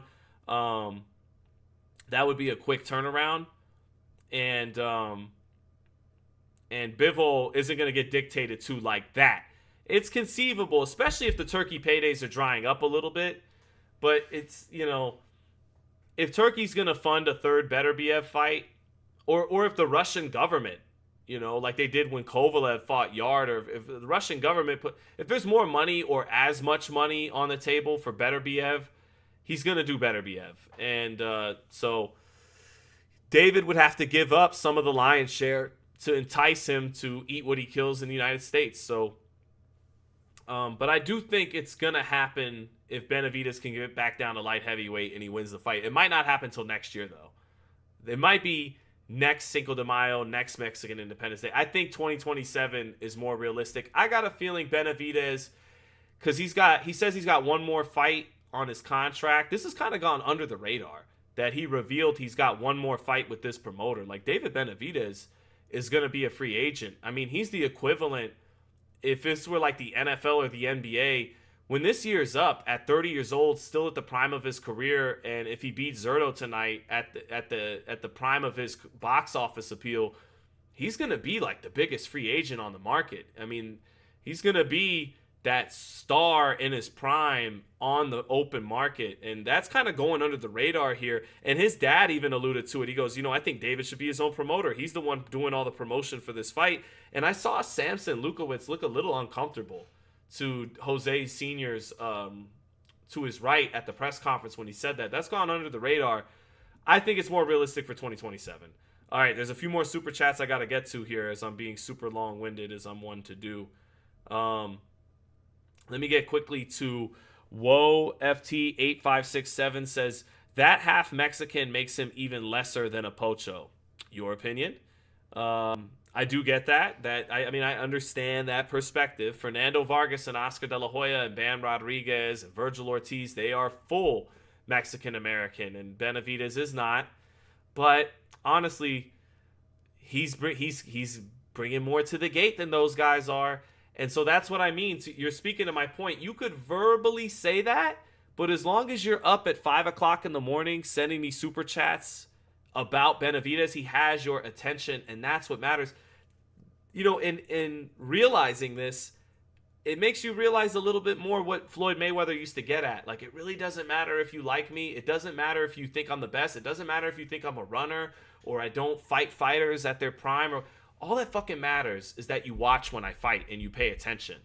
And that's Benavidez right now. As long as someone like you, no disrespect, says that but is actually watching the fight tonight, that's all that matters. Is what are their wallets saying? What is their attention saying? So I understand what you're saying. He's part Ecuadorian, etc. But as long as you watch, then he'll be all right. Thank you, Matt Borgeson, for the super chat. Says, love you, Zittel. Let me tell you this. Inoue survives the first 4. He wins, but the only pass for Nakatani is the first 4 by knockout. Hernandez barely lived Hernandez. Right. I think that look, Hernandez Styles, this is going to be quite the test of Styles make fights. Hernandez smothered his power and is a come forward, super durable, by that fight's account at least, Mexican fighter. In a way, he can be cracked, he can be hurt, he has been down. Would he be able to walk through all the shots that Hernandez did? I don't know. Hernandez, who was a more career 122-pounder than Inoue, who's coming up from the lower weights himself, and Inoue likes to keep his distance a lot more often than Hernandez. The kind of distance when you're not smothering Nakatani's power, where you're going to get the full force of his power. I disagree with you slightly, Matt. I do think, early is when Inoue has been shown to be most vulnerable. But I also think that that there's a path to victory for Nakatani if he can surprise us with being disciplined behind his length and making Inoue have to navigate landmines and pay a price for cutting the distance with his athleticism. So I actually think Nakatani has to be patient. Now, if Inoue's reckless early, then yeah, that knockout in the first 4 rounds presents an opportunity there. But I got a feeling that Inoue is going to be smart early, that he's going to be very boxer-puncher early, and he's going to look to solve the puzzle a little bit before he just gets to the heavy artillery. And if Inoue is smart early, then Nakatani has to be disciplined and patient. Now, if Inoue is presenting opportunities in the first 4 rounds, then yeah, you're right. That might be your best chance to get him before his chin and his legs settle down. And before Nakatani, who weathered in the second half of that fight, lost snap off of his punches in this. But again, that was with a guy throwing 1,000 punches and pressuring him all 3 minutes of every round. Inoue's style isn't like that, even though he's so much better than Hernandez-Reyes. But styles make fights a little bit, and this fight is a test of that theory. If Nakatani wins, it'd be the ultimate example of that, because Inoue would have either shut Hernandez out or stopped him, because it's easier for him with his frame to shorten up his shots and touch that body, and it would have just been an easier go for him against Hernandez than it was for Nakatani, who lost the leverage on his shots from the distance. But I think if Inoue is smart and a little cautious, which he should be early, then I think Nakatani, his best bet is to wait a little bit and be a little patient. Not just wait for one shot. Inoue's, unless he's being overconfident, which he is one to do, you're not just going to walk him into a jackpot left hand. You're going to have to blind him with the jab a little bit, make him respect both sides of the plate, that right uppercut here and there, and then maybe let Inoue's temperament get the better of him as the fight goes on. That there's only so long Inoue is going to be patient. At some point in Japan's biggest fight at the Tokyo Dome, he's going to want to be spectacular. He's going to want to go to the heavy artillery stuff and make something special happen, and not just merely win off his speed and his athleticism and his footwork. And that's when the opportunity might present itself. So what I'm saying is, the first 4 rounds, yeah, that's his best shot if Inoue is coming out the gates hot. But if Inoue is patient early, he will have to be patient as well and wait for Inoue to get overzealous if he's not overzealous early. So, Big James, thank you for the $20, brother. Thank you for that super chat. Definitely appreciate that, my man. And you say you agree in reference to Benavidez and Bivol and that dynamic with Canelo. Appreciate it. So Maria way earlier in the chat, like 10 minutes ago with my long-winded ass, said definitely. And I'm assuming, Maria, you're saying definitely to my take on Benavidez and Canelo and Bivol. So let's see. Another super chat. Matt Borgeson said, the firepower Hernandez absorbed in 4 would be impossible for Inoue to survive. He wouldn't be able to handle that kind of sniper accuracy. Yeah, man. Nakatani's a knockout artist. Like, he can fucking punch. And he's got good speed, too. And I'm picking Inoue because Inoue can just do so many things. He's such a special talent and special fighter. If Inoue wasn't a little upright too much sometimes, even with all the athleticism and bounciness and shoulder roll at times and head movement, he does move, but his chin is up. He's a little overconfident and cocky, and he stands a little bit upright sometimes with that chin exposed. If you took that away, he's kind of a perfect fighter in terms of foot speed, versatility, boxer-puncher style, hand speed, power in both hands, can throw every punch in the book, brilliant body puncher, warrior, straight up G. If it wasn't for the overconfidence and being a little, lack of a better word, reckless at times, being a little upright sometimes with that chin in the air, if you took that away, and then he's kind of a perfect fighter. He's, he's very special. And I think that he wins the fight. And I think it's going to be a great fight. So we'll see what we get. Matt's got a few more super chats. I got my wife in the chat, which is always nice. I won't tell you which one is her burner. But Matt Borgeson again saying, Inoue better not stand with a high guard in front of Nakatani. I hope they don't implement that plan. Nakatani turns those punches over the guard. Yeah, no, I agree. Inoue has to use his feet. I think Inoue, that's a big advantage for him in this fight. Nakatani has a wide base, and Nakatani's jab isn't that good. It's a good setup for the left hand. It's he'll poke with it and prod with it, but he doesn't have that shotgun jab.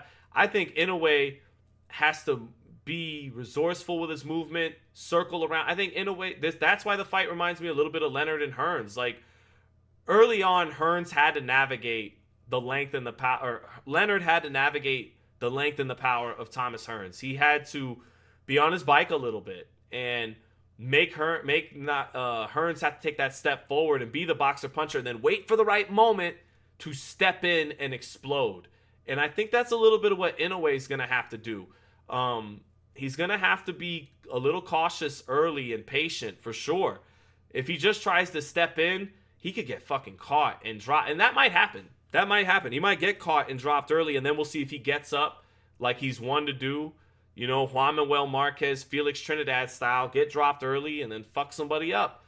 Very possible. But the fight, I've called it from day one, is the Japanese Leonard-Hearns. And I got Leonard, which would be Inoue.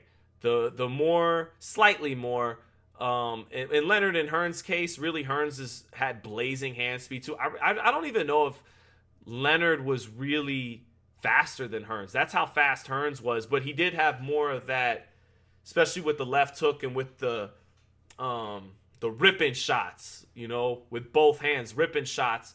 He was the guy who could rip with more explosiveness than Tommy. Tommy, long range, more explosive, but equally as fast at the range he was at his best at. Inoue is clearly the faster fighter than Nakatani, whose speed is not bad at all. But I think, like, yeah, he's got to be Leonard. He's got to be the more experienced, a little bit older, more versatile boxer-puncher against this puncher-boxer, long-range sniper. Nakatani is Hearns. So that's what, and I got Leonard. I got Inoue. I got the superstar A-side boxer-puncher, better athlete over the puncher-boxer, long-range sniper who's younger and taller. You know, that's why I called it the Japanese Leonard-Hearns. Let me see here. I'll get back to Matt's next super chat in a moment. Just going to get to Triple X 9407. Prime Sean Porter versus Tim Bradley. Porter win, in my humble opinion. I love Sean and Tim. Tim was the greater fighter. He was able to beat Juan Manuel Marquez and controversially Pacquiao. I do think that first fight was a draw. I did score it 6-6. Pacquiao was just kind of not really on point in that fight, even though that was in the prime of his career. Pacquiao fought in spurts a lot that round, and a lot of the downtime in that fight was controlled, not spectacularly, by Timothy Bradley. And I did think that fight was a draw because of Pacquiao just kind of going through the motions in that fight and fighting in spurts, and Tim occupying those down moments in between those spurts enough to win a draw, to produce a draw. Tim got the decision. I love that he did. But he clearly beat Marquez right after Marquez decapitated Pacquiao. Tim was the man at 140, and he beat Marquez at 147 in Pacquiao. So Tim is the greater fighter. Head-to-head, though, Sean was the stronger, more natural welterweight. So Sean might have beaten him, but I'm going to give the edge to Tim Bradley. I just think Tim was better than Sean. And I love Sean. I mean, that's my brother, but being straight up, being honest about it. Now, head-to-head might have been a different story. Sean, in his prime, had a physical advantage over Tim. He was bigger and stronger, and that would have been a great fight. But I don't know. Off top the dome at 5:20 in the morning, I give the edge to Tim. I'm going to say there's a reason why he wound up having a little bit better career. Lone Ranger, thank you for the super chat too, says, Sean, ever thought of writing a book on boxing? Every boxing fan loves the storytelling of the sport, and I can tell you love the storytelling. I do. I would love to write a book, but you have to have the talent to be a good writer. My blade is so dull. I haven't written anything good since college. You know, That's a little lazy on my part. I was making good enough money running around on YouTube, doing interviews. Now on my channel, I'm an orator. You know, I'm a talking head, and my pen is dull. Like, I haven't written...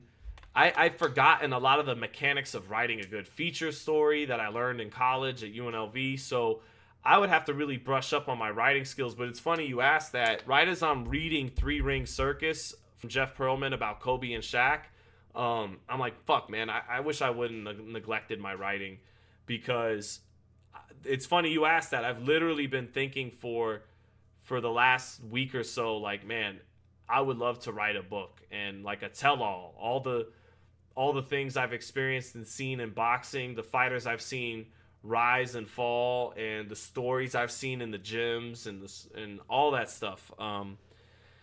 But in order to do that, you actually have to hone your talent as a writer, which I have neglected. So maybe one day, maybe. Matt Borgeson says, I see this fight like Shakur and Teofimo between Inoue and Nakatani.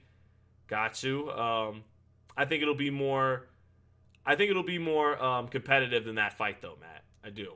And have a lot more action. That fight was boring. Yeah, it was a masterclass by Shakur. The best compliment I could give Shakur in the Teofimo fight is his sense of distance and mastery of distance is so good that he's made it that much more of a mainstream boxing topic, is distance control. And he was so efficient and sharp. And I think he left a lot of food on the table. Like, I think as excellent and as much as he shut out Teofimo, it could have been much more of a masterpiece if he put together a little bit more offense, which was on the table against Teofimo. But still a hell of a performance. I mean, he shut out a lineal champion in his first fight at the weight, Madison Square Garden, yada yada. I think this fight's going to have a lot more action than that fight. And I think it'll be more competitive than that fight. Could be wrong, though. I will come back to you, Matt, and have to give you your props, obviously, if you're right. Now, Matt also says, Japan needs a trilogy. I love Bam, but Inoue's legacy is etched, and the trilogy is where it ends, I reckon. I have Nakatani by stoppage before round 6. Ooh, I like you calling your shot, Matt. You might be right. I could see that. Especially if Inoue is overconfident in this fight and starts too fast. I could see that. I could see it. And then he has to do a rematch. That would be huge.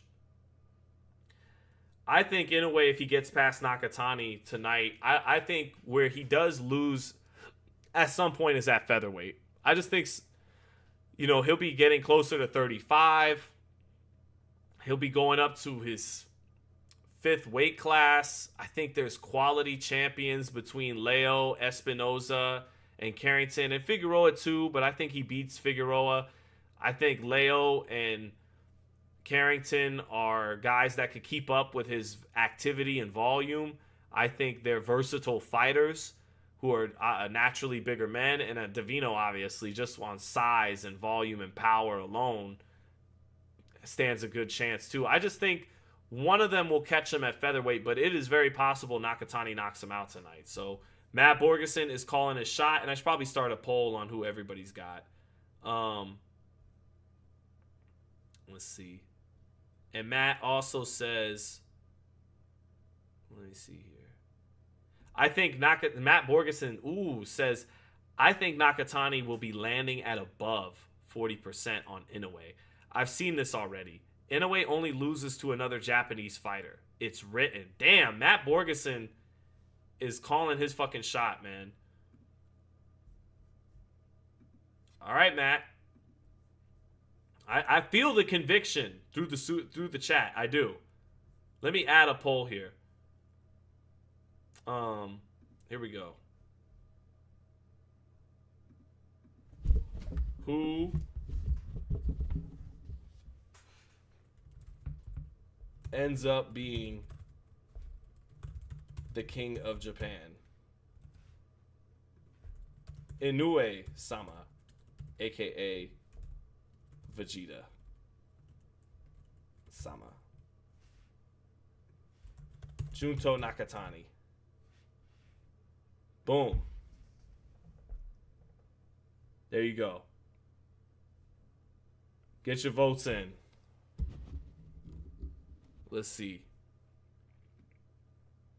Inoue 9th round KO. All right, let's see. Let's see what you guys think. Man, thank you guys so much for giving me stuff to talk about while we have to kill time. The special event co-main is over now, and we are now almost there for main event time. We're probably not going to get a nap in, unfortunately, but that's okay. Another super chat from Trix F for the win. Thank you, brother. Says Prime Mikey versus Haney at 135. Mikey versus Bradley at 140. Ooh. It's a good one. I'm tempted to say Haney, but I would take Haney at 140 all day. But at 135, when he had problems with Lomachenko and Jojo Diaz, and Mikey just didn't want it enough. Mikey, once he got paid from the Spence fight, he's like, I'm good. I got the money I was looking for out of boxing. I'm getting out of here with my faculties. And Mikey was a great fighter, actually. And actually, Mikey's one of the best punchers I've ever seen ringside. He could really fucking punch. And he was an excellent boxer puncher. Great power, great technique. He just didn't want to be great like that. Even though I think he was pretty good, like almost special, talent-wise, technique-wise, but he might have beaten Haney at 35 because Haney got touched against Jojo a lot. I think that version of Haney loses to Mikey Garcia. The version that fought Lomachenko, I'm still going to give the edge to Haney. I just think, I don't know though, man. Put it that way. Like, I don't know. Mikey might have got him. I think Haney definitely at 40, let alone 47. But I think Mikey at 35, where he was still natural at the weight, and Haney was still light in the ass compared to how he filled out later on. I might have to go with Mikey there, but that's my best answer. And then Mikey versus Bradley at 140. Bradley. Mikey wasn't quite the same force at 140, and I think Bradley would have had enough movement and enough volume, and I don't think Tim would have went about that fight like he did Provodnikov. I think Tim would come in knowing this motherfucker can punch, and I better be smart and not get hit with that shit. And I think Tim would move around the ring a lot and also smother him at times, be too far away or be too close. And I think Tim would have beaten Mikey Garcia in a competitive fight.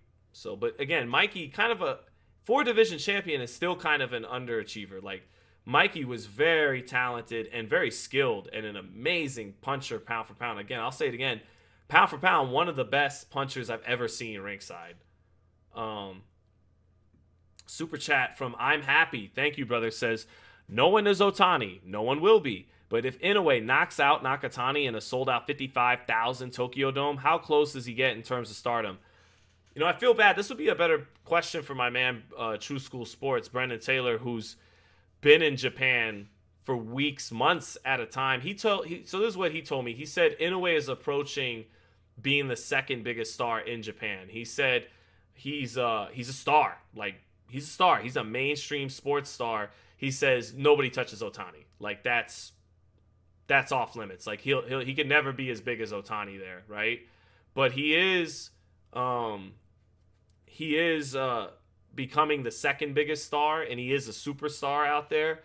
He mentioned to me a couple of other athletes I can't recall from Japan that might still be bigger than Inoue. But I think from what Brennan's told me, I would think that if he wins this fight by knockout, he becomes the greatest fighter from Japan ever. Shout out to Fighting Harada. But he joins Otani as like one of the true faces. I mean, he already is one of the faces of Japanese sports, I'm sure. But yeah, I think he probably cements himself as number 2 from my limited knowledge of Japanese sports figures. But from what Brendan told me, he could never take Otani's spot. So yeah, thank you. And guys like Ichiro and Otani, because they became superstars in America too. Actually, that's another reason why Inoue may still come back to America is Ichiro and Otani and Yamamoto and several other Japanese star players. They made it in America. They became Hall of Famers. I mean, Ichiro did, but Otani's going to be a Hall of Famer in American baseball. So that probably is only more incentive for him to not just fight in America, but stamp himself in America. But first things first, tonight. But yeah, thank you for the super chat. And it is almost main event time now. Thank God. Let's see.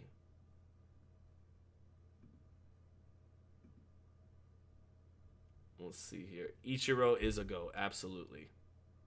Sean, it's enough talking. Let's go to the show. We are. Hey, it is just about that time. Main event time. Let's get to the ring walks. Let's get this party started. In here, to quote the guilty pleasure known as the Black Eyed Peas. I tell yous what, chat. We got a song for this. Here we go. Prologue 2. DBZ. Inoue in the dressing room, hair bleached blonde. Looks a little dry in the dressing room. Doesn't have a sweat worked up. Nakatani has a good sweat worked up. Right now. Inoue looks a little dry.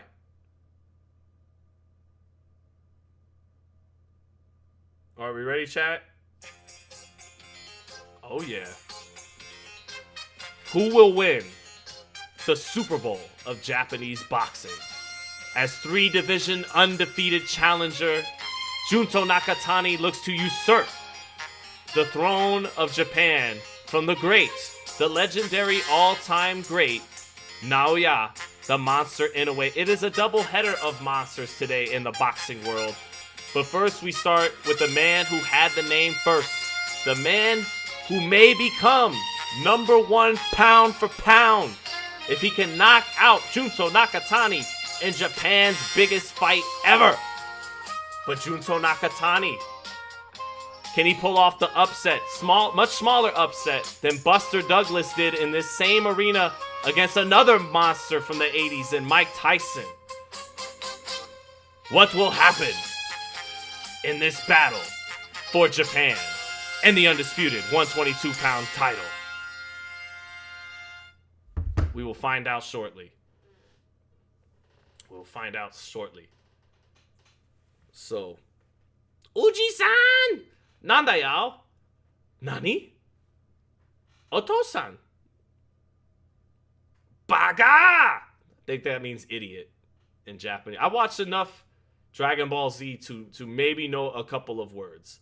All right, now Inoue brings the team in. You know, Nakatani's got a better sweat worked up. I think Inoue, this moment is big. There's just something about him. Like, I remember Floyd for the Manny fight. It's like, this dude's nervous. He's Floyd. He expects to win every time, but he knows this is a big one. And I see that from Inoue a little bit in the dressing room, man. Usually he just looks ready to kill somebody, but he looks a little nervous. How can he not be? He is human. He's not actually a monster. He is actually a human being. So this is big, man. They're showing the pound for pound list. Inoue is #2. Bam Rodriguez 4. Bivol 5. Shakur 3. Junto 6, which I think is a little high. Benavidez 7. Haney 8. Oscar Collazo, little high for me, at 9. Navarrete at 10. Cool with that. I think Haney and Benavidez you should put ahead of Nakatani. Maybe not, though. Not mad at it. I mean, it's not egregious or anything. But that's just me. So let's go. Yeah, that was a good one, right? You had to like, hey, we brought out the Dragon Ball Z prologue. So Haney shouldn't be on that list. I disagree, man. 3-division champ. Beating a lot of good fighters. So Inoue is going to drop. We will see. All right, now comes the pageantries, showing something on the big screens at Tokyo Dome. And again, I had someone in my comments earlier this week go, Tyson Douglas is the biggest fight in Japan's history. No, no, no, no. Tyson made, I think, $6 million in that fight, and Douglas made $1 million. And the fight, it was dead silent in there. Maybe it was a different time for Japan. That's how they treated fights back then. But that fight was an afterthought in the United States. Even if you watch Legendary Nights on HBO Boxing about Tyson Douglas, it was shown at this time in the United States, and few bookies would even take action on it, and it wasn't on a pay-per-view. It was just Tyson, supposed to crush Buster Douglas at 5 a.m. over in a novelty act by fighting in Japan. This gate is gonna far exceed Tyson Douglas, and both fighters are making, I'm sure, a lot more. I know Inoue is making like 30 million plus in this fight. Both fighters are making a lot more money than Tyson and Douglas did in 1990, and this crowd is going to be raucous tonight. They're not going to be dead silent. So this is going to be, in Japan's history, a bigger fight than Tyson Douglas. Now, in the United States, it might feel like it's Tyson Douglas because it's the biggest upset in boxing history. But economically, commercially, all that, this is the bigger fight than Tyson Douglas, really by far, in Japan's boxing history. So this is the biggest fight in Japan's history. So let's see. Michael Buffer in the ring. And we're going to get this party started, man. The Japanese Leonard-Hearns is almost upon us. It's quite the scene in Tokyo. Quite the scene in Tokyo. Absolutely massive and brilliant. They got Adam Smith on the call. So I got to bust balls. All right. Let's see. As the challenger is set to make his entrance to the ring. A big spectacle of an entrance. It would be awesome to be there. Honestly, I would have got my passport and tried to make it to this fight if it wasn't the same weekend of Benavidez-Zurdo here in my backyard in Vegas. I wanted to come to this fight. What's up, Gino Corleone? What's up, Kenny Powers? What's up, everybody? We got almost 500 people in here. All right, here comes Junto Nakatani. Gold sequins robe. Good sweat worked up, I noticed. Legs look strong, and the moment doesn't look too big for Nakatani. I like the sweat he's built up heading to the ring. Nakatani smiling, looks comfortable. The moment does not look too big on this ring walk for Junto Nakatani. Now he takes a deep breath and takes it in a little bit there. But the unified bantamweight champion, Ring Magazine, WBC, IBF, the WBO flyweight champ, and junior flyweight champ. Or excuse me, super flyweight and flyweight champ. So 3-division champ, top 10 pound for pound. This fight, after Junto Nakatani struggled with Sebastian Hernandez-Reyes, kind of got demoted for the time being. But I think once fight week came around, people are still looking at it as a summit meeting, but with Inoue now as a heavy betting favorite. And most experts picking Inoue. But a lot of your most savvy experts from Teddy Atlas and others give Nakatani a real chance of winning this fight and winning it by knockout potentially. But this, hot off the heels of the Hernandez fight, which I thought should have been a draw, and I think they showed Nakatani's parents ringside and his mother is crying. Just a special moment for the 28-year-old. But this fight kind of got downgraded to a coronation event for Inoue as opposed to a summit meeting.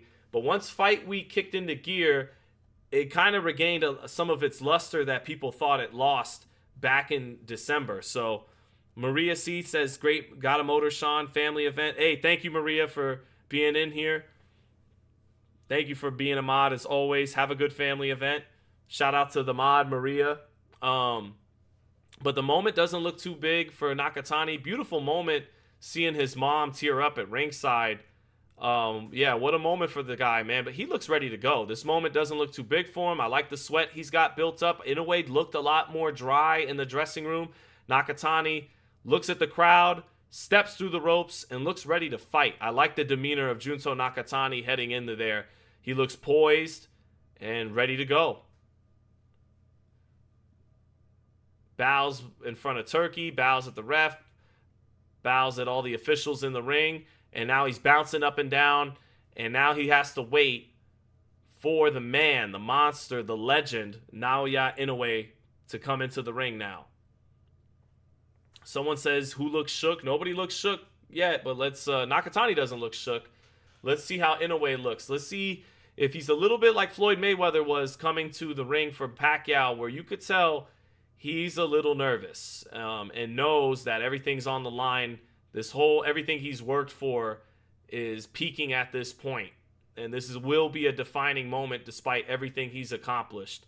And that there's some people out there looking to take away everything he's accomplished. There's people in the States protective of your Terrence Crawfords, of American talent, who, feel like Inoue is overrated. He's just a lower weight class sensation, all that kind of stuff. And they'll be anxious to take a lot more credit away from him than they deserve to, but that's just the reality of the fact. Same thing Floyd had to go through. There was people ready to wipe his slate clean despite everything he had accomplished heading into the Pacquiao fight if he were to lose. So when you're that good, you got people waiting for the moment for you to fall. It is what it is. Matt Borgeson, thank you for the super chat, brother, says, Inoue goes into the Pac-Man air for his country with a win tonight. He will become an icon, not just a great fighter if he wins by knockout. Top 30 all time.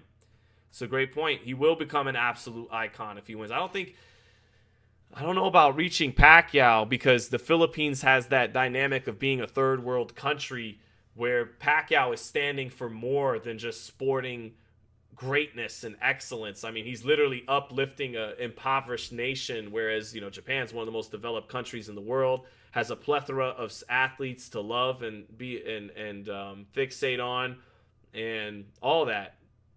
But I agree with you that, you're right, basically. I'm just pointing out that kind of difference between Pacquiao to the Philippines and Inoue. I mean, Pacquiao was almost like a Christ-like figure to the Philippines. But you're right, Inoue would become an absolute icon to another level. There's this awesome guitar solo in the middle of this orchestra Inoue's having. It's pretty badass. This entrance Inoue's having, and it's being finished with a guitar solo. Inoue's a showman. That's why he taunts in the ring. That's why his ring entrances are a spectacle. I'm looking, once he comes into picture in the audience in the Tokyo Dome, I'm looking for that furrowed brow and that ferocity that is electric that he comes to the ring with. I want to see if that's what we get, or if we get a little bit of a tight and a little bit nervous Inoue with everything on the line right now. So it's crazy right here.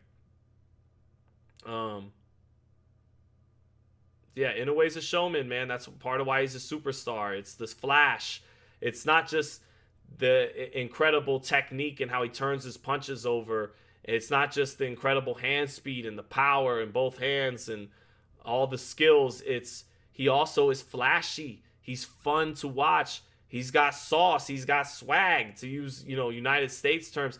He's got dudes in suits holding up his belts of all denominations, too. He's got a brother holding up the WBA belt. He's got a white dude holding up one of his belts. He's got, obviously, Japanese people holding up his belts. So here he comes. Raises his arm, and now he is visible in the Tokyo Dome. And there is that furrowed brow. But I see from the monster that this spectacle is something different in a way, with that furrowed brow, and now he's got a little bit of his sweat worked up. Now he doesn't look as dry, but that might just be the Vaseline being wiped around his face. But here comes the monster Inoue. And again, I think by Inoue's measure, he does look, as always, ready to go, but a little nervous. Compared to that usual just absolute ferocity and furrowed brow. It's there, but he's human, man. He knows the pressure is on him tonight, and I think he'll deliver. And now he takes on the crowd. He extends both of his arms, takes in the audience, and makes his way to the ring. Guitar man still rocking out behind him. Bangs his gloves, stops for a minute, bounces around while walking down the ramp, shoots a few uppercuts, gets ready to move his head around, and here comes the monster Inoue, man. The dude on the guitar is shredding. He is doing his thing. Man, we got over 500 people in here at almost 6 o'clock in the morning. You guys are awesome for that. I appreciate it. And I can't wait to get this thing rocking. Why is he wearing calf sleeves? He always wears calf sleeves. Usually, not always, but usually he's worn them a few times before. So here we go. Inoue with a huge theatric entrance. Taking it in. I sense, I don't know if nervousness is the right word, but he understands the gravity of this moment a little bit. This isn't Luis Neri. This isn't him just coming to the ring for Luis Neri. This is against a countryman who has honor like he does, who he probably respects very much so. And so it's a different dynamic. This isn't a shit-talking Luis Neri. This isn't him trying to conquer the American Stephen Fulton in front of his people and make a point. This is him taking on, another honorable Japanese fighter who hasn't talked any shit, who hasn't given him any reason to have that extra bit of resentment. Not his coach, not his team.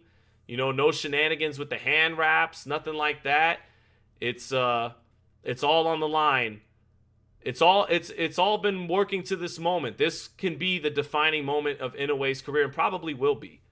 Even whatever happens after this at featherweight, whatever, this is the moment he nails it home. No shadow of a doubt, slams the door shut. He is Japan's greatest, and Inoue is in the ring now. So the 33-year-old, pound for pound great in the ring.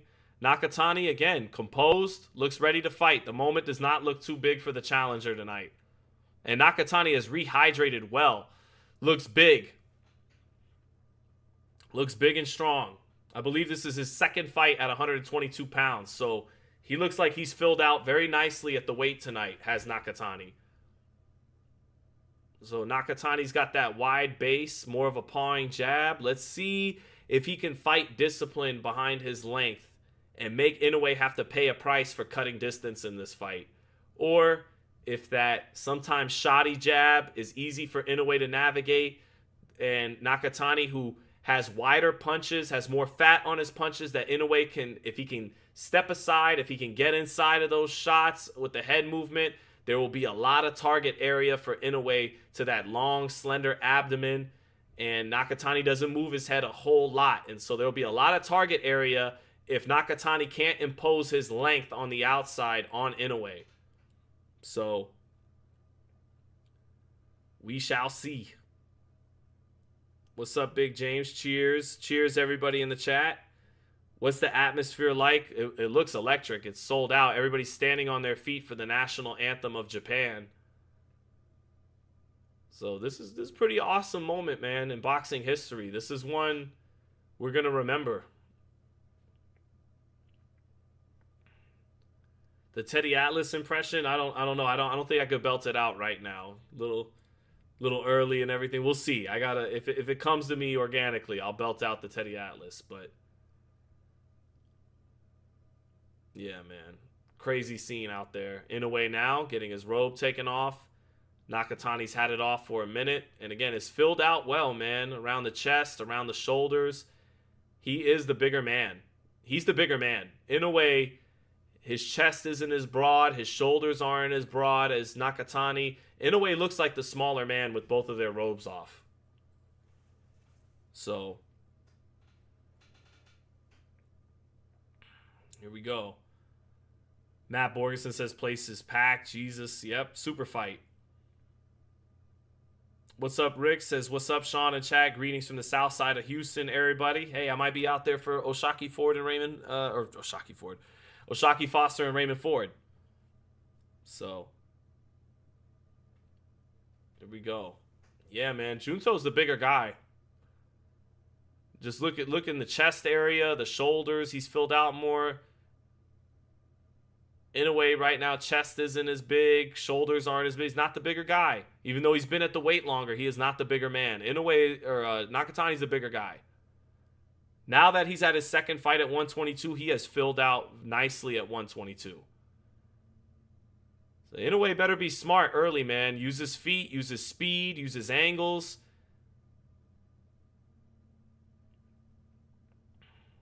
So I picked Inoue to win this fight, but he does look like the smaller guy. Looks a little bit older in the face. Nakatani's a fresh-faced 28-year-old. Nakatani looks very confident and just calm in there. He's good. Inoue is the one who looks a little more tight, despite the experience.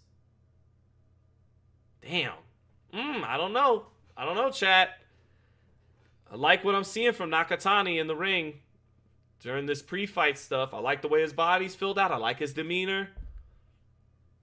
His youth. I don't know. Let's see.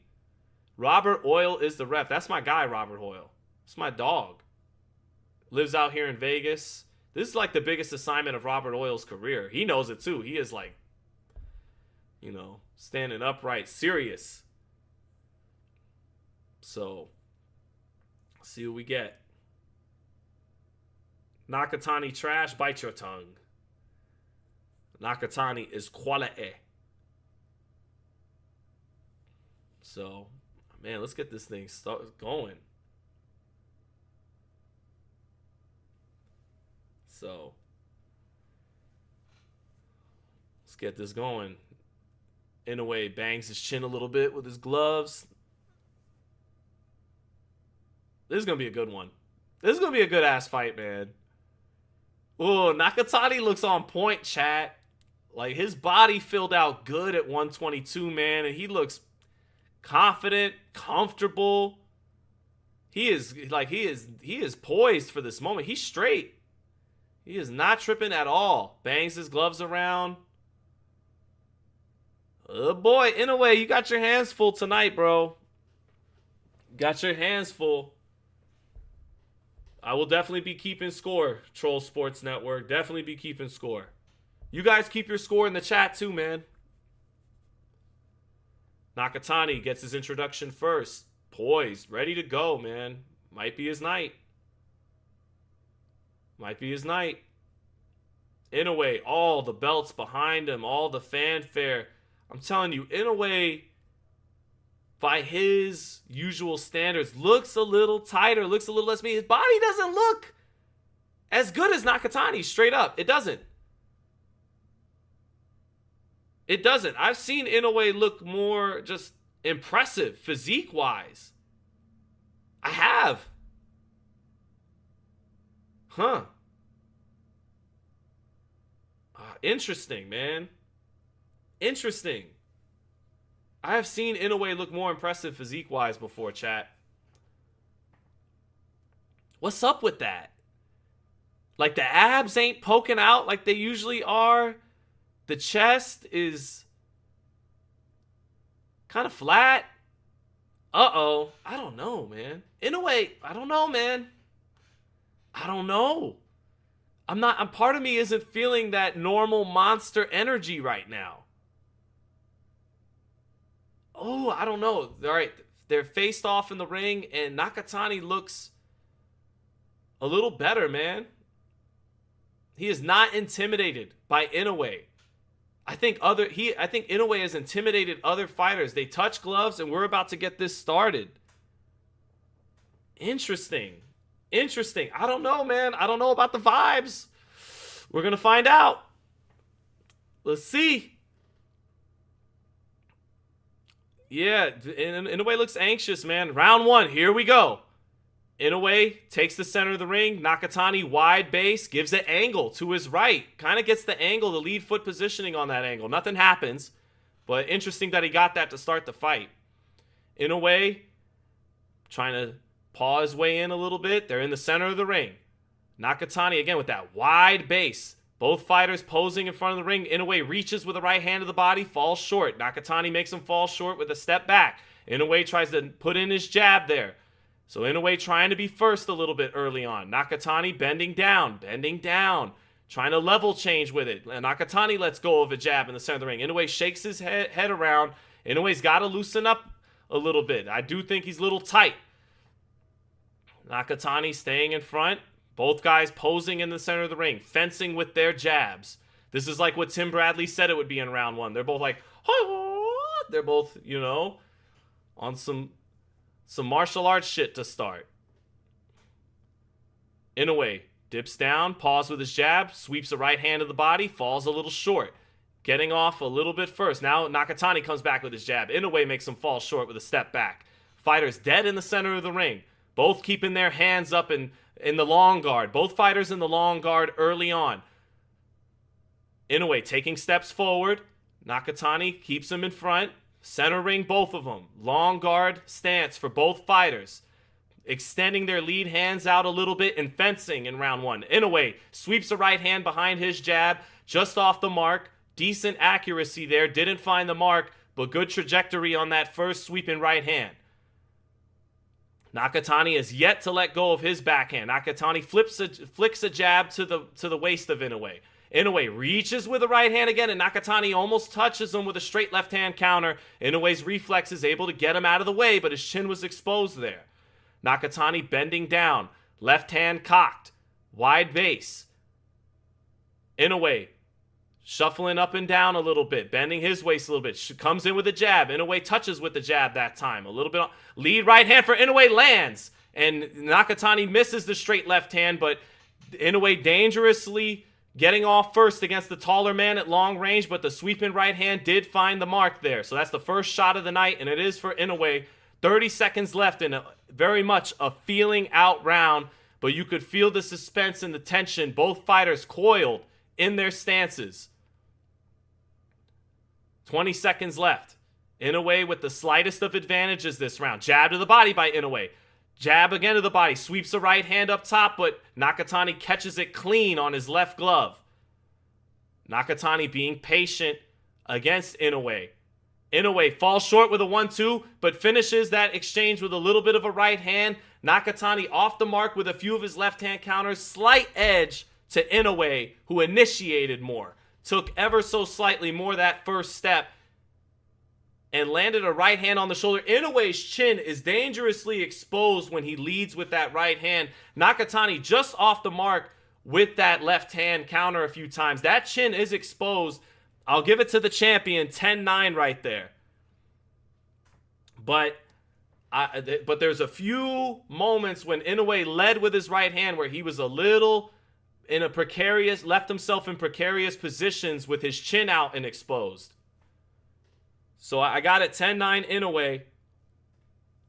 Close feeling out round. Really actually that punch did not land. That right hand landed on the shoulder and made Nakatani have to momentarily lose a little bit of balance. And, that's enough that'll probably sway it Inoue's side, along with just getting off first more and taking a few chances. Round two, here we go. Center of the ring again. Let's see who gets off first. Both fighters staying in that long guard, and that's Nakatani having the respect of Inoue on the outside. Inoue tries a lead, kind of jab, hook right there, falls short. Nakatani keeping his distance. Double jab, left hook, right hand to the body by Inoue. All of it off the mark, but getting off first with his speed. Can't find the accuracy yet. Nakatani flicks out a jab or two. Inoue parries it with his lead glove. Straight left hand by Nakatani. Inoue smothers him, though, on the way in. Inoue shakes his arms out. Tactical fight. Inoue, lead right hand touches Inoue on the top of the head. Sneaks around that lead guard, that lead hand of Inoue a little bit. Just a touching shot by Nakatani there. Staying in the center ring are both fighters. Inoue dipping down, flicking out a lead hand. Nakatani flicking out a lead hand. Nakatani fencing off with the lead hand. Inoue trying to mount a little bit of pressure off the bounce. Nakatani flicking with his lead hand. Inoue sweeps a right hand to the body, finds the belt line a little bit with that shot at long range. Nakatani shoots in a jab. Inoue trying to threaten with the front foot a little bit. With the front foot feints a little bit. Inoue now says, come on, hit me with the lead hand. Doubles up his left hand on Nakatani. Inoue loosening up a little bit now. Starting to get a little bit meaner in there, a little bit more anxious to fire some shots. Nakatani staying very patient. Inoue, nice jab to the body by Inoue. He cuts the distance for the first time in the fight. Got more to that mid-range. Now they're back at long range. Touching jab for Nakatani. Takes the angle to the right. Jab by Nakatani. Inoue makes him fall short, but doesn't give ground. Lead right hand by Inoue touches the chest. Straight right hand by Inoue, and he ducks underneath the jab by Nakatani. Getting closer to the target now is Inoue. and ever so slightly getting just a little closer to Nakatani now. Good IQ by Inoue being shown in the second round. Inoue parrying that lead hand a little bit from Nakatani and starting to establish a little front foot pressure. Sweeping right hand to the body by Inoue. His reflexes good enough to get out of the way of a left hand counter. Straight left hand to the body by Nakatani. They get into one of their first clinches of the night. Inoue trying to get rough in that clinch. 30 seconds left in the round. Inoue wants to pick it up. Is being forced to be patient while doing it, but you could see it. He wants to assert himself. He is stepping closer to Nakatani down the stretch of this round, but still can't quite get off. Bats down a few lead fences by Nakatani. Inoue trying to use his feet and his rhythm to apply a little bit of pressure, and it is starting to mount just a touch. Lead right hand to the body by Inoue. Again, those reflexes quick enough to get underneath the left hand. Inoue, with his speed, getting off first. Still not really accurate by either fighter. 20-18, Naoya Inoue. Sweeping right hand to the body, and Inoue with the chin exposed, but quick enough with those reflexes still at 33 to get away from the counter. Neither fighter landing, though. Nobody is landing. Now, it's interesting. In my breakdown for this fight, I said Nakatani might have to win this fight by being patient and waiting for Inoue's temperament to work against him. At some point, Inoue might not just be content being patient and pecking away. He may want to land some thunder, and that's where Nakatani can place a left-hand bomb at some point. But early on, Inoue being just patient enough, and as the champion, probably getting the benefit of the doubt, getting off first enough that I have him ahead in a non-convincing, feeling out rounds, 20-18. Here we go in round 3 now. Inoue with his bounce taking place a little bit, bouncing up and down, shaking his head a little bit, wants to loosen up, wants to let go of something, but is forced to fight honest on the outside against Nakatani. And Nakatani's yet to really commit to a left hand, just yet. Nakatani, that wide base, Inoue staying in front of him, holding his ground. DAZN's feed cutting out because their production value is not that good. And they got to zoom out now, and Inoue staying on top of Nakatani, staying in front of him, bending down a little bit at times with the level change, bouncing, using those calves to bounce up and down, and now DAZN's feed is back all the way. Sweeping right hand again, off the mark for Inoue to the body. Nice jab lands for Nakatani there. Nakatani shoots the jab with a little bit more authority now. Now he flicks it out twice. Inoue goes to a little bit of a high guard. Tries to bait Nakatani in. Inoue's trying to set up a right hand right here. Inoue bends down. Feint. Inoue's got to stay patient here. They're both setting each other up for their brick hand, for their power hand right here. Neither one wants to take that first shot. Nakatani wisely using the jab right there with his longer arms. Both fighters posing and feinting in front of each other. Sweep right hand to the body by Inoue. Inoue eats a jab right after that. Tries to fire in close range. Gets a couple of shots off at close range. Does Inoue out of that clinch.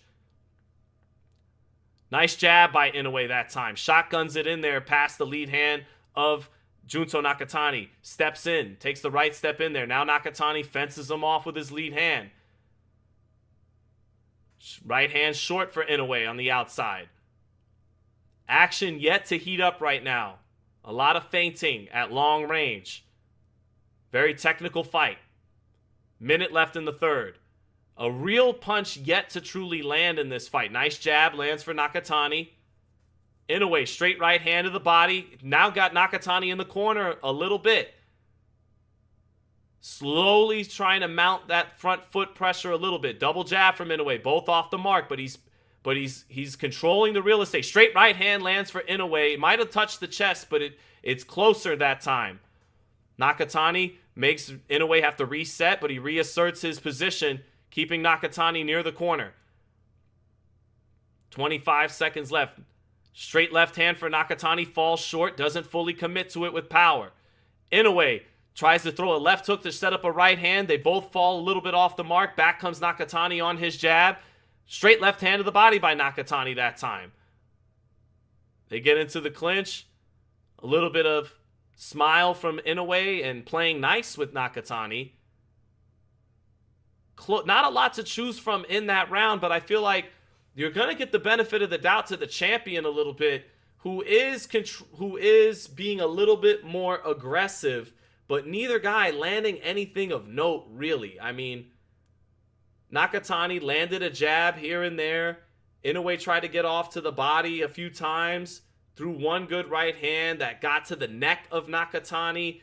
There just hasn't been a lot to choose from. I mean, you could argue it's 29-28 Inoue. That round was close. But you could also have it 30-27 Inoue. So it is a chess game, but no action yet. No action yet. Nobody's landed a real shot yet, chat. Nobody wants to make a mistake. Both fighters are tight. You know, this is kind of like Morales and Barrera 2. Not like Morales-Barrera 1 and 3 early on. So what's up, Steve Santiago? Good to see you, brother. Round 4. Here we go. When will the fight break out? Inoue tries to lead with a left hook, falls short. Inoue, though, I think is being smart. I think he's looking for Nakatani to wear down a little bit. There's a double jab by Inoue, gets to the body, gets to the head, and that right hand nicks Nakatani that time. I see what Inoue's trying to do. He's trying to, over the long haul, little by little, apply a little bit more pressure and turn it up a little bit more as the fight goes on. He's being intelligent in there. Nakatani's forcing him to be honest and not reckless in there. Inoue, for the first time, really goes to that high guard. Inoue is controlling the real estate. He's beginning to corner Nakatani a little bit. Nakatani gets out of that corner, and his back has yet to touch the ropes. But Inoue is slowly getting a little closer. Fires his first big right hand, ducks underneath a left hand counter by Nakatani. Inoue looks a little bit more loosened up with that last slip. Now Nakatani tries to lead for the first time with a hard sweeping left hand. It lands on the chest of Inoue, who steps out of range and now has to reset. Nakatani maybe sensing that Inoue is trying to mount his control. Nice jab lands for Inoue. That was a nice clean jab on the top of Nakatani's head in the center of the ring. And a moment ago, Nakatani throwing a left hand with some conviction, feeling Inoue trying to mount his confidence now and control. Inoue now a little further out at range. Both fighters in the center of the ring, pecking with their lead hands a little bit, probing with it. Nakatani probing. Inoue short with a jab. Inoue wants that straight right hand. He's waiting for the right time to step into it. Inoue short with the sweeping right hand of the body. Nakatani misses the left hand counter. That is a sequence you're seeing over and over again. Inoue trying to wait, and set up a right hand of the body, and Nakatani missing with his left hand counter. Both fighters can't really find the mark. Minute left in the fourth. Inoue, high guard, straight right hand. Both fall short. Inoue, short with the jab. Nakatani trying to line Inoue up for that left hand. Inoue trying to do the same as right. Double jab lands for Inoue. That second jab set up by the jab to the body knocks Nakatani's head up. As good of a punch as you'll see so far in this fight. And it's just a jab by Inoue landing cleanly. Left hand lands for Nakatani. He curls the shot a little bit, sweeps it a little bit, overhands it a little bit off the jab, and that split through the high guard of Inoue a little bit. Little bit more contact in the fourth round. Big right hand misses clean for Inoue. Nakatani ducking underneath that, making him hit nothing but air that time. Close round. 10 seconds left. Nakatani loosening up, leaves both hands at his waist. Front foot heavy, wide base from Nakatani. Inoue short with a jab. Close round, but I feel like Inoue is initiating a little bit more. Even though he's being forced to stay at the outside because of the threat of Nakatani's length and power. His jab was effective a few times. That's an Inoue round. I got it 40-36 Inoue. I could see 39-37, but that jab was effective earlier in that round, and apparently that right hand got in too on the slow-mo replay. Nakatani, fighting discipline, fighting patient, but waiting for Inoue to really get overzealous and make a mistake. And the few times Inoue does get off with something, his reflexes have been good enough to get out of the way of any left-hand counter from Nakatani. And Nakatani is seldom really committing to these left hands too. So 40-36 for the champion Inoue right now. A very patient Inoue. By far the most patient Inoue we've ever seen. And that is a credit to the threat of Nakatani's length and power. Inoue stepping in with a jab. They start again in the center of the ring. Double jab by Inoue, straight right hand to the body. None of it really effective, but again, getting off first. And getting off more often. Inoue, wary of the left hand counter, poses a little bit, puts a little style on Nakatani to go, oh, I saw what you were trying to do there. I'm not going to fall for it. I'm not going to fall in for your counter. Nakatani has to be busier with his jab, and there's the double jab. Inoue beginning to out-jab Nakatani now, and that's not good for the taller fighter. Nakatani gives up his height for a second. Inoue touches him with a left hook out of that close range sequence. Inoue getting a little bit of confidence in the 5th round. Straight left hand for Nakatani, but not with the full power. But that's his best straight left hand he's landed. He pot-shotted Inoue that time, minute into the 5th round. Inoue getting in closer. Nakatani having some success with the jab, but Inoue not giving up his position, kind of smothering that jab there. Threatening to get closer now. Straight right hand from Inoue just falls a little short there. Steps in behind the jab. He keeps going to that setup. Now Inoue applying a little pressure. Nakatani's back touches the ropes, and a straight right hand from Inoue does find the mark there. Nakatani taking enough steam off of it, but that was one of the first times his back has touched the rope. Inoue feels like he's going to shift to a higher gear soon. 1-2 by Inoue. It falls short, but you could feel the intensity building from Inoue right now and the confidence. Jab from Nakatani shifts out to his right in the center of the ring. Lead right hand falls short for Inoue. Falls up with a jab. That jab finds a home on the second time. Inoue with another jab over the shoulder of Nakatani. Inoue jab into the body. Nakatani shifts and pivots out to his right. Keeps it dead in the center of the ring. Nakatani flicking out a jab. This is where Nakatani's less than impressive jab is hurting him. He doesn't have an authoritative jab to dictate on... Oh, straight right hand lands for Inoue. Nakatani's body language beginning to ever so slightly see, but good combination by Nakatani that time. He steps into his shots with a straight left hand to the body and a right hook that cuffed Inoue on the ear around his high guard.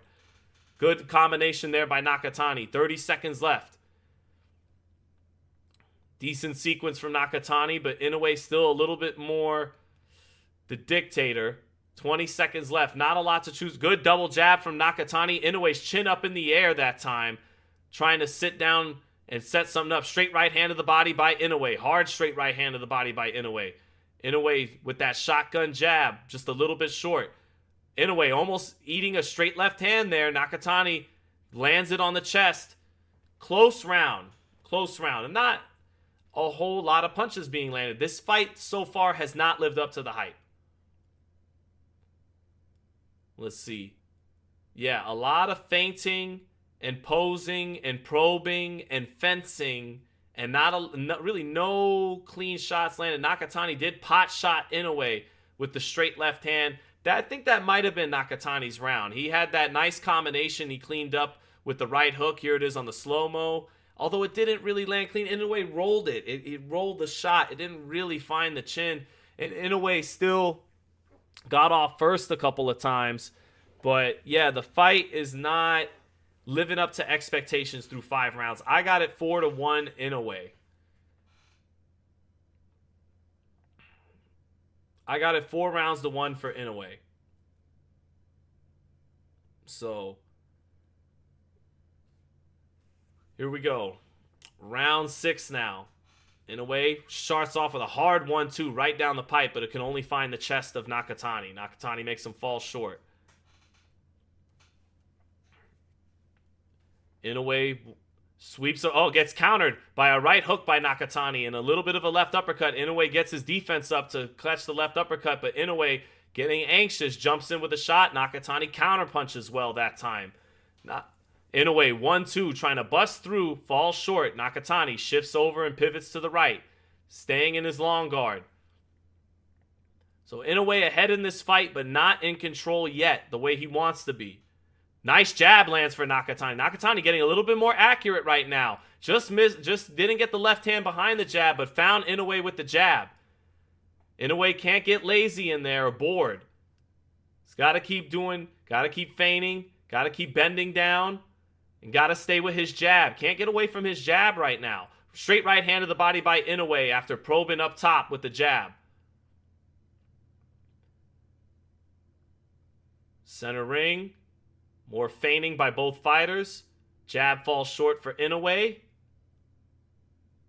Nakatani touching. Inoue shoots his jab in too. Not effective, but shoots it in. Jab from Inoue again. Nakatani stepping over to his right. Feints Inoue. Makes Inoue take a step back.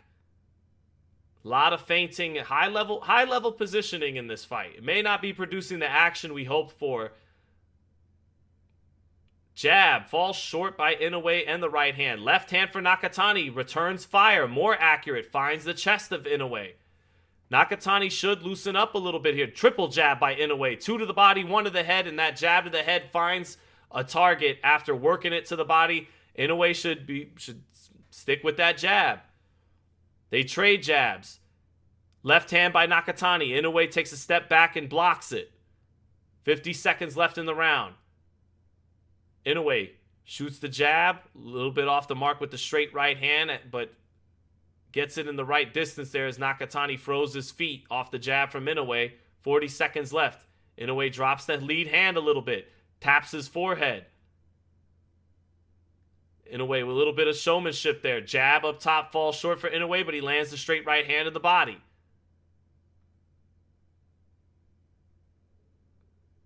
Nakatani overshoots a left hand. Inoue steps in enough to make him miss the mark. Still no true action yet. No real shots being landed. Jab lands for Inoue. He misses the right hand. Nakatani makes him fall short and steps out. 1-2 again by Inoue. Inoue, gets countered with a right hand while jumping in with a combination, but he got off 5 or 6 shots to Nakatani's 1. So Nakatani, you're doing enough to not make him look like the monster. You're doing enough to make him have to fight at long range and all that, but you're not doing enough to win. Let's see what that counter was. It was a right uppercut, but it really grazed the neck, and Inoue actually concluded that with a left hook, so that's an Inoue round. Terrence Crawford is asleep at ringside, and then Terrence Crawford fell asleep at ringside, and now Terrence Crawford is drowsy, and that is going to be a meme. That is going to be a meme. That is going to be a meme. I got to tweet that. I got to tweet that. I got to tweet that. Damn. Crawford is dozing off at ringside.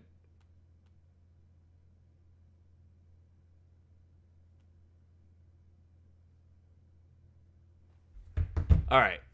So, yeah, maybe. All right, now our best case scenario is Barrera Morales 2, where the first 6 rounds were tense like this, and then the fight broke out in the 7th. Will the fight break out? I have Inoue ahead 59-55 in a very tense combination by Nakatani. One of his best sequences. Right hook knocks Inoue off balance. Inoue tries to... That's a good start to the round by Nakatani. Inoue with a good high guard. Caught a lot of those punches. But Nakatani put enough of them together to score a nice opening sequence to this round. Inoue wants his get back. Nakatani making him respect the range.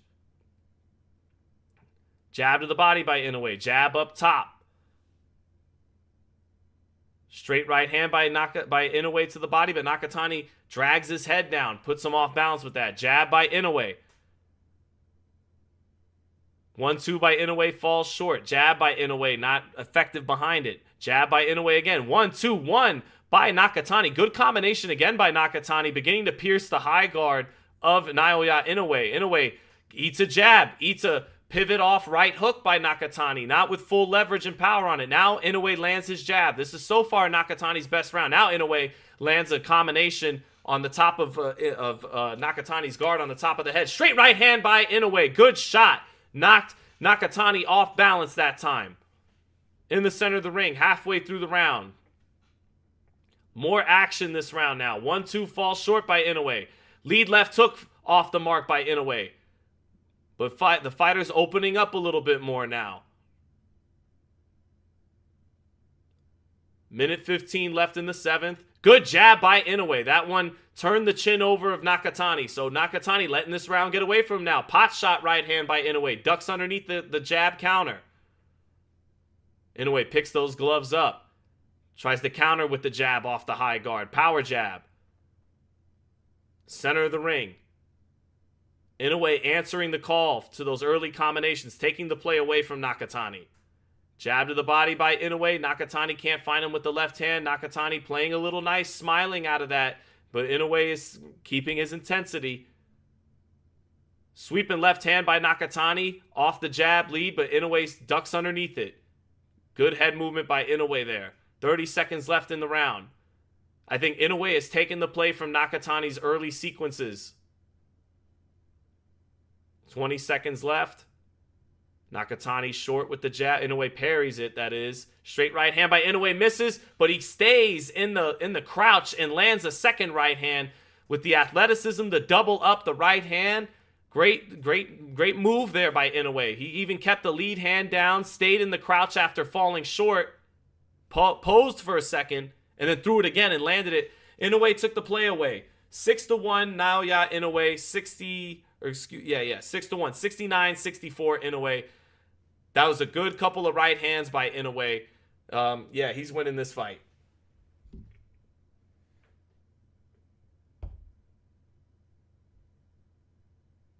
So that was a nice double right hand by Inoue. Inoue on his way to getting the job done. It's going to be, in quotes, his most boring fight at this pace, but Inoue is on his way to winning it. 6-1, Naoya Inoue.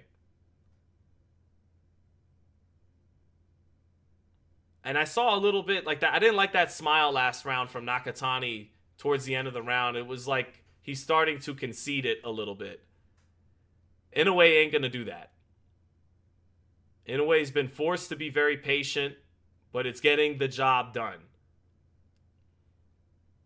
Inoue steps inside, smothers a sweeping left hand from Nakatani. Nakatani punches with a double right hook, but not with full power on it out of that. Good right hook that time, though, by Nakatani. Caught Inoue trying to jump in with a right hand. Back comes Inoue with a combination, though. That right uppercut lands as Inoue sweeps with the shots. Hard combination back by Nakatani. Left hand lands for Nakatani, but now Inoue's getting gangster with it. He's jumping in with shots right after that. Returning fire. He wants some smoke. Inoue returning with batter intentions on his combinations. So both fighters landing some hard shots in the first 40 seconds of the round. Inoue, to my eyes, getting a little bit the better of it. Now Nakatani sweeps a hard left hand with Inoue's back along the ropes. Inoue ties him up. Robert Oil separates him, tells Inoue don't punch. Hard 1-2, splits the high guard for Inoue. Now they're starting to punch with conviction in the 8th round. Inoue, 2 shotgun jabs. Another jab. Lands that jab that time. Inoue is down to exchange. He wants it. Nakatani's got to open up more. Even if it means getting put down. Oh, double right hook by Nakatani. Finds the body with that double right hook. Inoue, though, returning fire, trying to punctuate that exchange with some right hands down the middle. In the center of the ring. Inoue holding his ground in the center of the ring. Picks his gloves up. Catches a couple of pros. Tries to counter with a left hand. Ducks underneath a couple of looping power shots by Nakatani. And punctuates that exchange with a right uppercut at long range.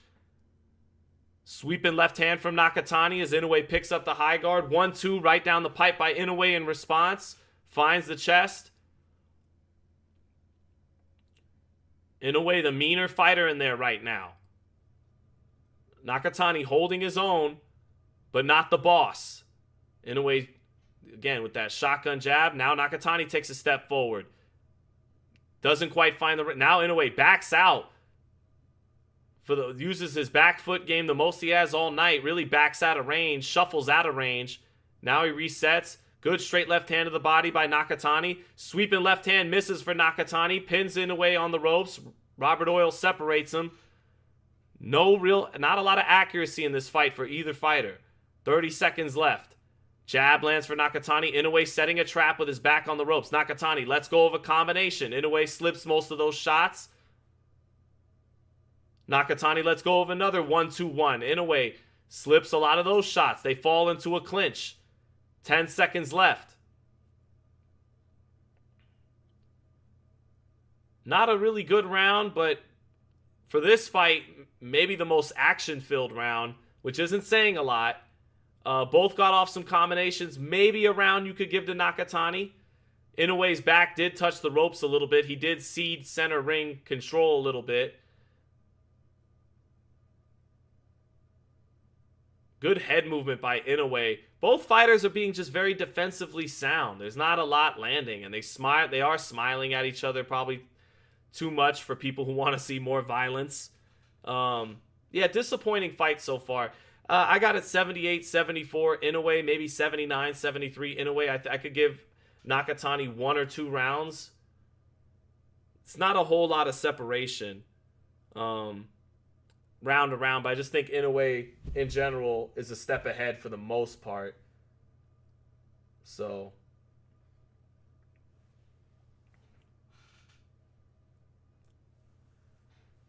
all right, round 9 in a fight that has not lived up to the hype. Let's see. Inoue, though, has not gotten reckless at all in this fight. Nakatani trying to shoot some left hands. Inoue letting him shoot off some left hands, trying to walk him into his own right hand. Wants Nakatani to get a little bit more bold so he can sit in the range where he can get off more. Nakatani getting off first a little bit more, though, in these last couple of rounds, whereas always Inoue getting off first. Now Nakatani is coming forward. So maybe Inoue getting a little bit more of the look he wants here. Falls short with a lead right hand, does Inoue. They're in the center of the ring. Nice jab lands for Inoue in the center of the ring. Knocks that chin back. 1-2 misses for Inoue. Nakatani ducking underneath. Nakatani pinning Inoue on the ropes. Good combination by Nakatani. Nothing getting through too clean, but now Inoue comes back with a straight right hand after that sequence. Check left hook over the top of Nakatani's jab. Touches him. Hard right hand right down the center for Inoue off a jab. But neither guy landing clean in this fight with any consistency. They trade jabs there. Back comes Inoue with a jab in the center of the ring. 1-2 for Inoue in the center of the ring. Drives Nakatani off. Nakatani resets his position. They get in close. Good combination by Inoue. All of it blocked, though, by Nakatani. But he gets off a few rounds there. Inoue lands his jab, steps over to his left. Oh, nice head movement by Inoue. Shot a straight right hand and then slipped it perfectly, the left hand counter. These two guys got skill. They are showing their skills. We wanted more action, more drama, but they are showing they could really box. Even if it is a disappointing, dull fight. Straight right hand by Inoue. That one was clean. A pop shot, straight right hand, put both hands at his side. Nakatani giving up his distance a little bit, trying to be a little bit more aggressive with his positioning, eats that straight right hand. 50 seconds left. Nakatani gets Inoue in the corner, shoots some 1-2s. Inoue gets out of dodge, away from them. 35 seconds left. Nakatani, left hand to the body, left hand up top. Inoue touches his chin, says, come on. Caught most of that on the gloves. Straight right hand for Inoue falls short. Straight left hand, right uppercut, lands for Nakatani, his best punch of the fight. He set up the right uppercut off the straight left hand. Took something off the straight left hand and then sat down. Oh, big left hand by Nakatani. Inoue in danger of eating that left hand. Inoue let it graze a little bit, but that was almost a home run shot for Nakatani with 15 seconds left. That's a Nakatani round. Inoue in the corner takes a combination a little bit from Nakatani. Nakatani, I've given him the last 2 rounds. That was his best round of the fight. So I got it, 87-84 Inoue. Maybe 88-83 Inoue. Either 7-2 or 6-3 Inoue. There's that right uppercut by Nakatani. And even that, Inoue actually rolled some of it off the cheek. But this left hand right here, oh, it touched his shoulder and just grazed his chin. Inoue almost took that shot. And Nakatani did clean up with a jab. But I got it 6-3, 7-2 for Naoya Inoue. But there is a little bit of swelling now. A little bit of a bruise under his left eye after that last round. Troll in Sports Network says his chin is always exposed, Sean. It is, but his reflexes are so good, and he's got so many offense and counterpunching abilities, and that, guys often can't take advantage of it. Round 10. Nakatani with a little bit of momentum after that round. He gets off first to start the 10th. Left uppercut lands for Nakatani as Inoue tries to land a right hand. Jab lands for Nakatani. They clinch on the inside after that. Nakatani is getting a little more accurate now. Nakatani just off with a left hand and gets to Inoue's body. Inoue looks a little bit more tired right now than usual. Inoue, sharp combination though with his back against the ropes. Nakatani fell asleep on the inside there a little bit, and a left hook landed on the inside for Inoue, but Inoue's chin is looking precarious in spots. Big right hook for Nakatani. Inoue's chin is very exposed in these sequences and exchanges right now. Inoue comes back with a short right hand on the inside, but Nakatani blocks it. Inoue looks in danger of getting caught with a big shot right now, chat. Double right hand by Inoue. Second right hand finds the mark, but Nakatani is just off the mark in these exchanges from landing something big. Inoue looks a little, by his standards, a little tired, like his form, his hands aren't coming back home responsibly enough right now. I think he's a little tired. Center of the ring, minute 40 left in the round. Nice right hand lands for Nakatani, and he follows it up with a 1-2, and I think Inoue felt that. Inoue covers up. Nakatani punctuates with a right hook off a combination. Something about Inoue doesn't look all the way right this round. Straight left hand to the body by Nakatani. Inoue, something about his form has tapered off a little bit right now. Now he's backing up. Nakatani gets him along the ropes. Will he press his advantage? Inoue short with the jab. This is a Nakatani round. He's got some momentum right now. Inoue counters with a right hand on the inside. Headbutt. And Nakatani upset about the headbutt. And blood is coming from Nakatani's forehead now. That's been the story of the fight. Just when you think it's about to maybe get good, a headbutt happens. And Inoue, that break will help Inoue because he was starting not to look too good.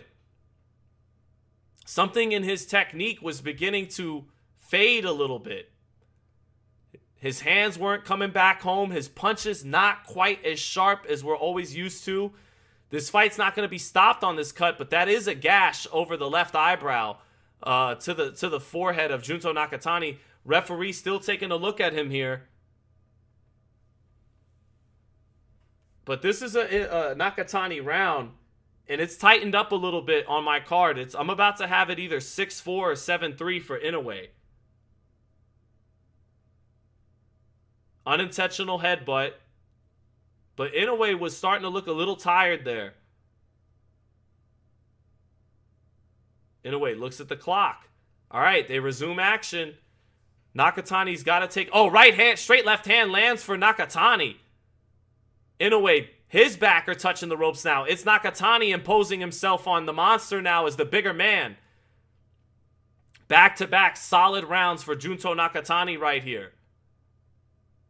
Straight left hand of the body by Inoue is playing with fire in some of these sequences. There's something that's not defensively responsible in between punches right now for Inoue. Nakatani gets him near the ropes, finishes another combination. Getting to Inoue's body a little bit there, pecking away at the monster.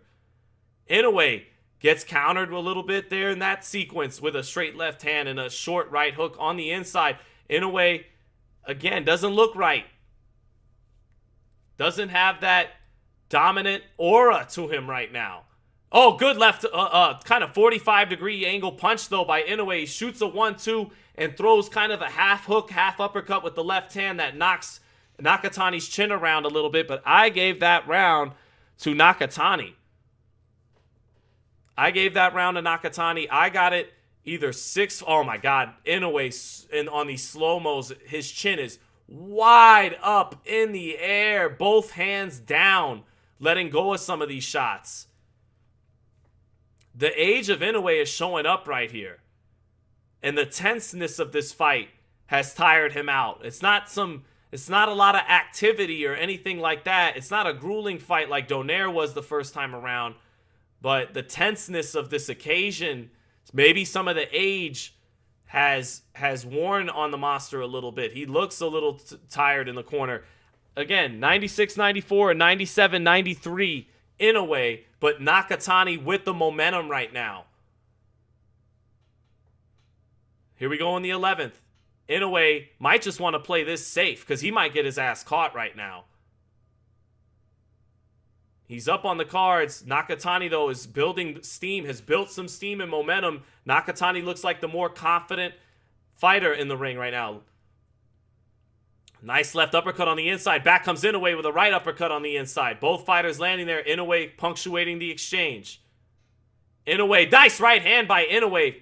Shoots a right hand and doubles it up. That second time it found the mark. Back comes Nakatani on the inside with a combination. They exchange. Inoue finds the mark with a right hand. Inoue getting the bet. Now Nakatani, straight left hand, finding through the center of the high guard. Right uppercut on the inside. Inoue explodes on the inside with a combination. Inoue with the better first minute of this round. Nakatani's got to get some get back there. Inoue hitting the gloves of Nakatani, trying to reassert himself with a solid first minute of the 11th round. Nakatani steps in with a combination. Not as much snap on that combination by Nakatani. Inoue covering up. Now Nakatani with a good combination on the inside. Left hand, right hook on the inside.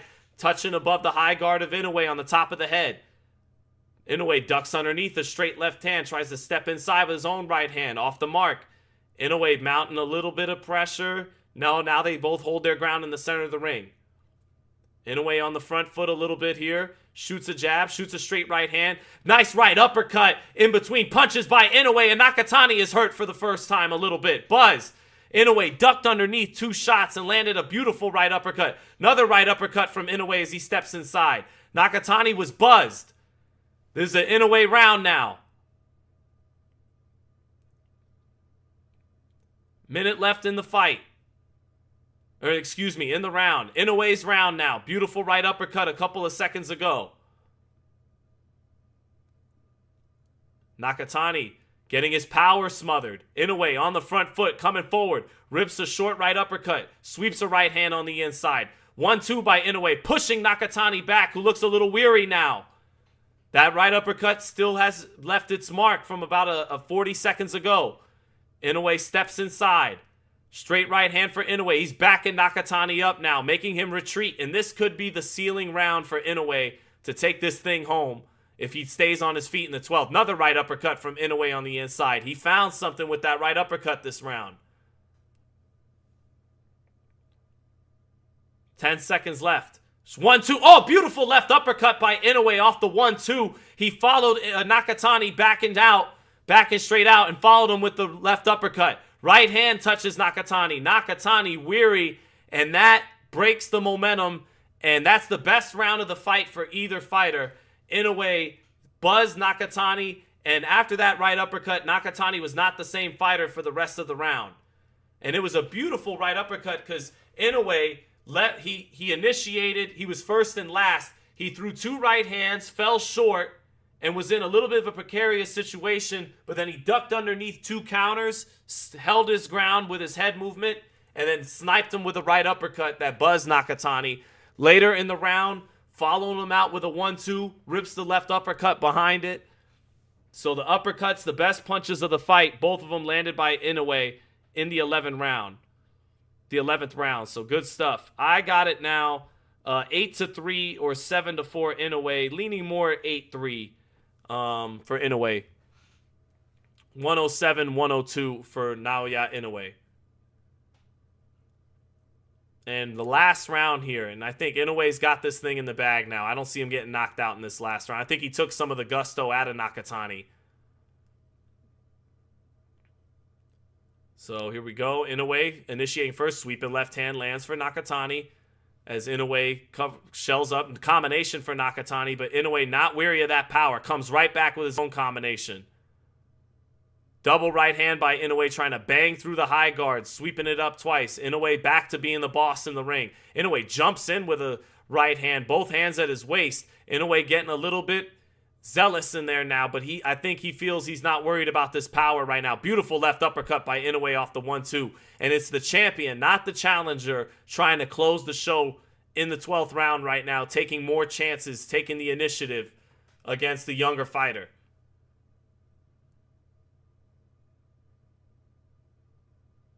Two minutes left in the fight. Inoue on his way to winning this anticlimactic but tense fight.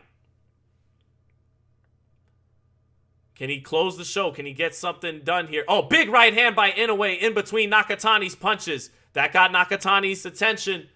Inoue planted his feet and let Nakatani throw a 1 and a 2, and he threw a hard right hand in between those shots to punctuate it. Double jab by Inoue. Nakatani pulls away from the right hand. Inoue wants to make something big happen this round. He's winning the round. Double right uppercut by Inoue as Nakatani gave up his height past the combination. Inoue looks up at the clock. So maybe he doesn't want to necessarily go for the kill here. He's just doing enough to win the round. But Nakatani has lost his steam and his gusto after that 11th round stemmed whatever momentum he had. Left hand lands for Nakatani off the jab. Backs Inoue up, but not a lot of thunder on it. Minute left in the fight.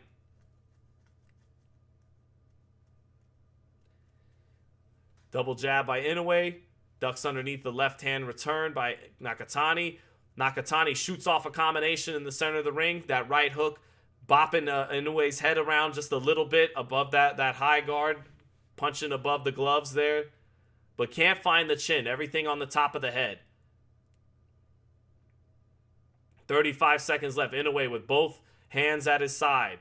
Loosened up. Now he picks them both up. 1-2 by Nakatani lands on the chest of Inoue. Inoue holds his ground in the center of the ring. Nakatani big swing and a miss with the left hand, and he smiles after that. Straight right hand by Inoue in the center of the ring. That finds a home. 10 seconds left. And that'll do it. Wah, wah, wah. Wah, wah, wah. I'm not saying it wasn't a high-level fight. It was, but their styles were supposed to make for magic, and they did not. Inoue won this fight, 117-111 on my card. A lot of feinting and positioning in this fight. Nakatani, with his length and his power, forcing Inoue, especially with the stakes as high as they were, to be a lot more cautious than he really wanted to be. But that was smart by Inoue. Inoue in rounds 9 and 10, something didn't look right. His form had regressed a little bit, had declined, and he was precariously open for a number of counters, but Nakatani couldn't find it. His reflexes were still good enough at age 33 to get away with some of those flaws, the chin being up, both hands down, but Nakatani not good enough, not quick enough to make him pay for it. Maybe not convicted enough too. You know, at some point as the challenger, he should have taken more chances maybe. But Inoue won this fight. It wasn't anywhere close to his most impressive performance. I think a lot of his critics will run with this, even though he won clearly. But hey, Inoue won. So it was a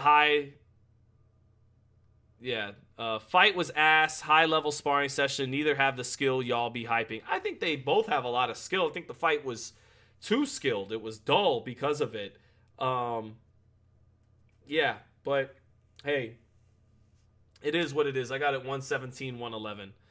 I don't think Inoue is overrated, man. I think he just won against a 3-division champ who, you know, was undefeated. I thought he should have had a draw his last fight, but yeah, Inoue wins the fight by decision. So let's see what the judges' final cards were. Definitely underwhelming. Definitely nowhere near a really good or great fight, but he got it done. I'm sure Adam Smith was still bloviating about it, though. Let's see. Let's hear what the scores are from Buffer. 116-112.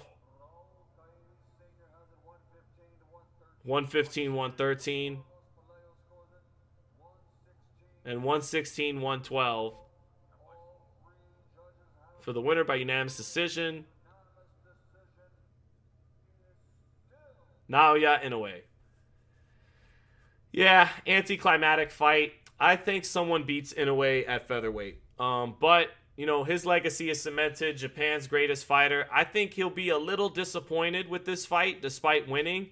But hey, he got the job done. He was Naoya Stevenson tonight in that respect. He got the job done. No, but actually Shakur in his meeting with Teofimo shut him out and actually was a lot more effective than Inoue against Teofimo than Inoue ultimately was able to do against Nakatani. But yeah, basically as dull as the Shakur fight. Actually, Shakur fight might have been a little bit better because of the wow factor of just how much he was washing Teofimo and making him look silly. But yeah, another anticlimactic fight. Hopefully Xander and Boots doesn't do this. I don't think Benavidez and Zurdo will have this outcome tonight. This actually just helped David Benavidez and Zurdo Ramirez. Now their fight really is going to have center stage. This did not steal the show at all. It's not going to have people buzzing. It was anticlimactic. I don't think Inoue convinced any of his critics. He was going to have a more impressive, spectacular performance than that to do that. I think the judges' scorecards were probably a little too close. 2 at 116, 116, 112 is understandable, though. It is. But 115, 113, no way. So, yeah, Inoue wins the fight. He got the job done. Hell no rematch. A boring chess match. I agree, Bebop Jones. Does Bam beat this Inoue? I don't know. Bam would have to come up 2 weight class. Inoue is getting older, but you got to also give respect. Nakatani's length and power, and he fought the kind of fight where he wasn't going to let Inoue make too many mistakes. His whole game plan was to make Inoue pay for what he would normally do, which is get a little impatient and a little overzealous, and Inoue never did that, so the fight really wasn't that fun to watch. But thank you for the super chat. I'm happy said, I'm sad it wasn't a great fight, but I feel it was undoubtedly a masterpiece from Inoue. In my opinion, Shakur wasn't as effective. Shakur was more careful. Inoue wanted to push the action at times. Yeah, I think Shakur was more effective. Inoue did at least have a moment in the 11th round. He landed some power shots, like the uppercuts late, that actually bothered Nakatani, especially in the 11th, which really decided the fight once and for all. In that sequence, he hurt Nakatani more than Shakur ever hurt Teofimo. They were both dull fights to me that were executed at a high level from a technical standpoint from the winner of those fights, in Inoue and Shakur Stevenson.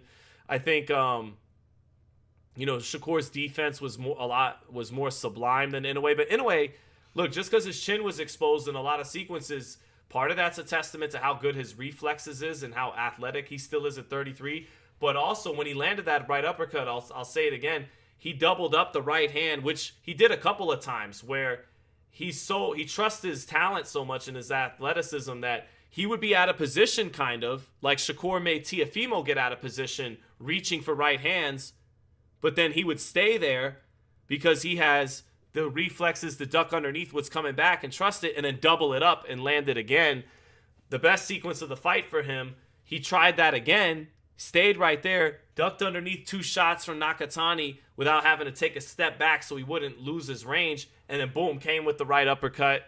And so he produced a stronger moment in terms of buzzing his opponent than Shakur did in the 11th round. But I think overall, Shakur's performance was definitely more dominant, and his accuracy was better, and his defense was more sublime. Inoue has got a little bit of a bruise under his left eye. Shakur walked out of there, really never got touched except for some body shots in like the 8th round by Teofimo. So all in all, I really think calling what Shakur did, I think what Shakur did was a masterclass of distance, but I don't think it was an overall masterpiece. A masterpiece is Hopkins Trinidad. A masterpiece is Crawford against Errol Spence, and that wasn't this, and that wasn't Shakur Teofimo. I think Shakur was a little bit more impressive than Inoue was tonight. But Inoue had a fighter who was a lot more distance with his control, and had a better height and reach advantage on him than Teofimo did on Shakur. So they were both high level performances from a skilled, technical, patient standpoint. Shakur was much more accurate and got hit less. Inoue was actually able to buzz his guy legit in the 11th round. Overall, neither fight is really that memorable or worth a million rewatches. Young fighters will rewatch what Shakur did because of his mastery of distance, but I mean, neither fight was really that good. So, thank you for the super chat, though. Zachary Scott says, thank you for the super chat, says, Inoue carried him.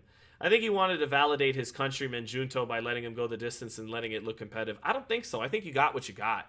I think Nakatani was sharp enough, dangerous enough, long enough to keep Inoue honest. And Inoue, because he relies on his athleticism, trying to punch his way in sometimes leaves himself in vulnerable positions where he has to rely on his last second reflexes to roll a shot or something. And I think the length and the power and the discipline of Nakatani was such that Inoue couldn't be his normal spectacular self at 33 years old.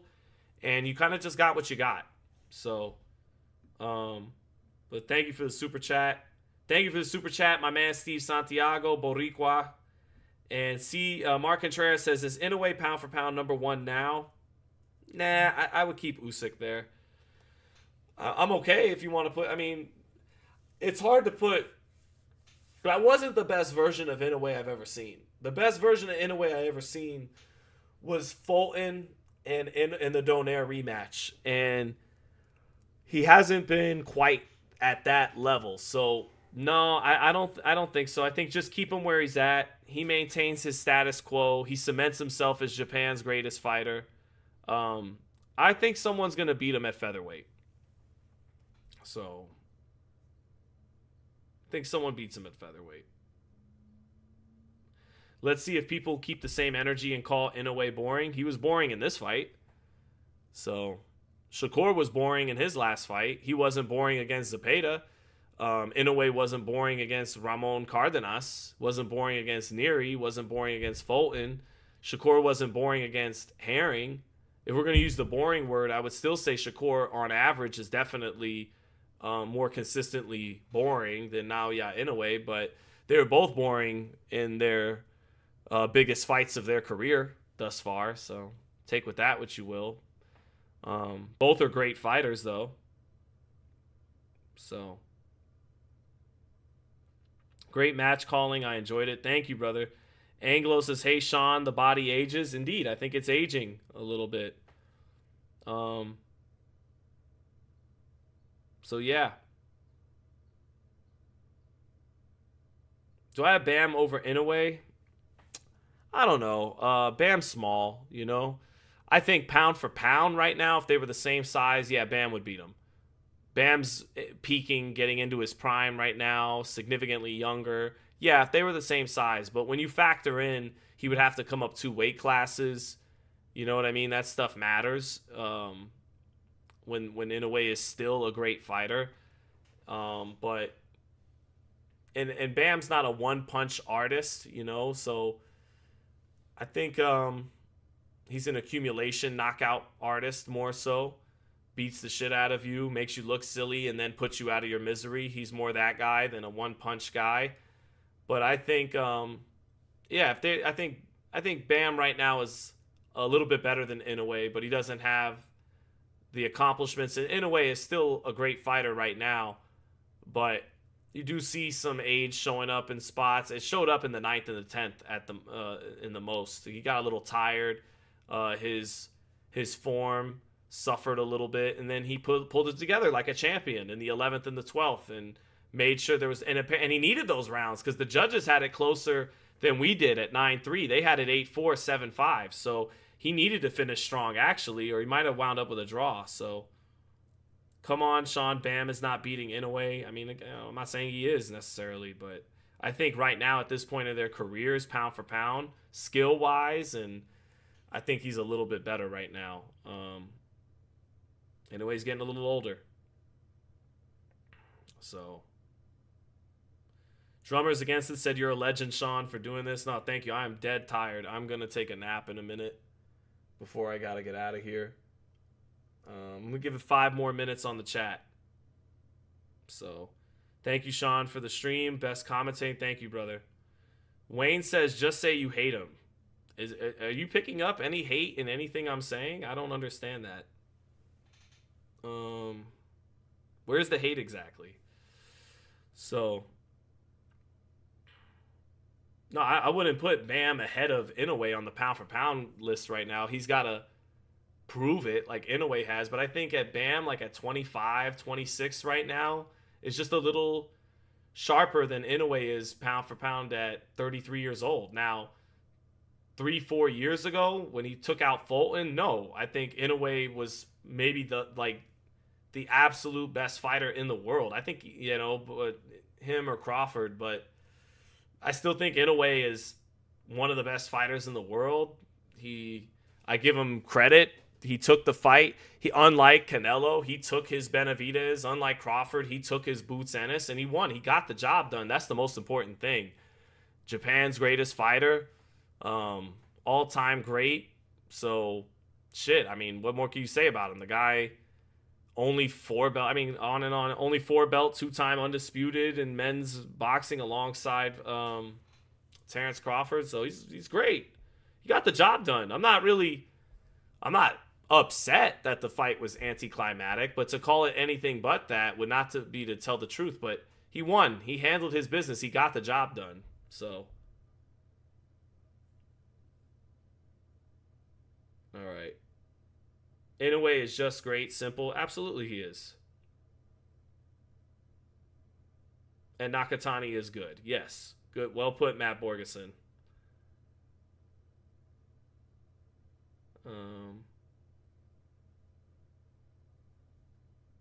Yep.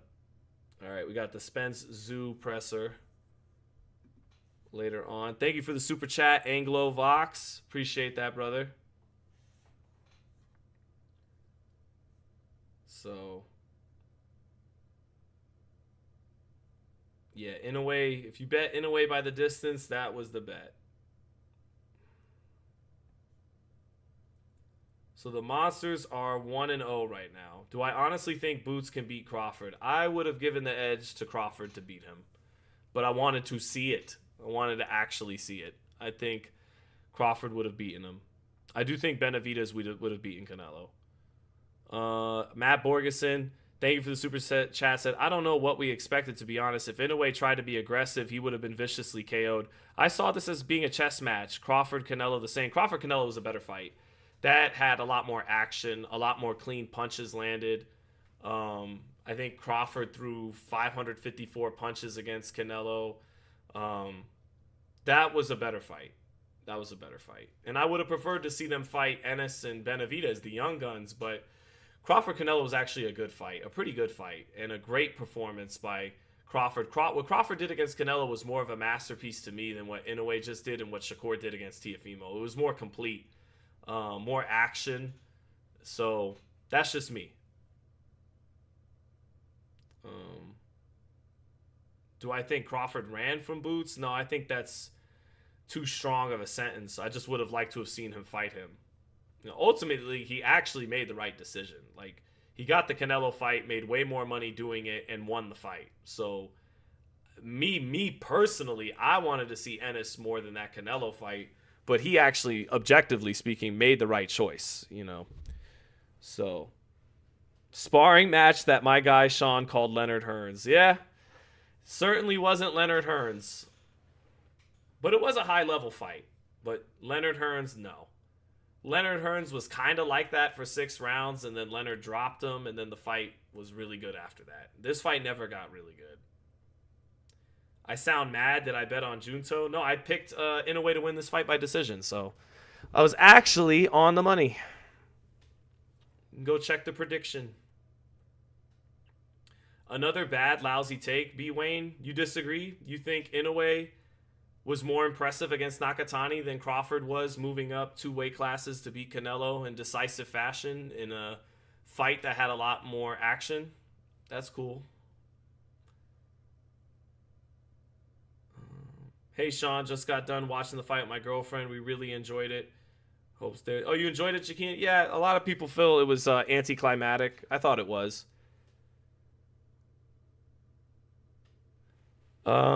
C Money had Crawford fought and beaten Boots. Who would you have wanted to see him in after that? Nah, nobody really. That was the main fight for me. I mean, he could do what he would, whatever. If he wanted to fight a Fundora, a Virgil Ortiz, cool. That's all game. But Boots was the one I really wanted to see before he hung him up. But hey, I'm not crying about it.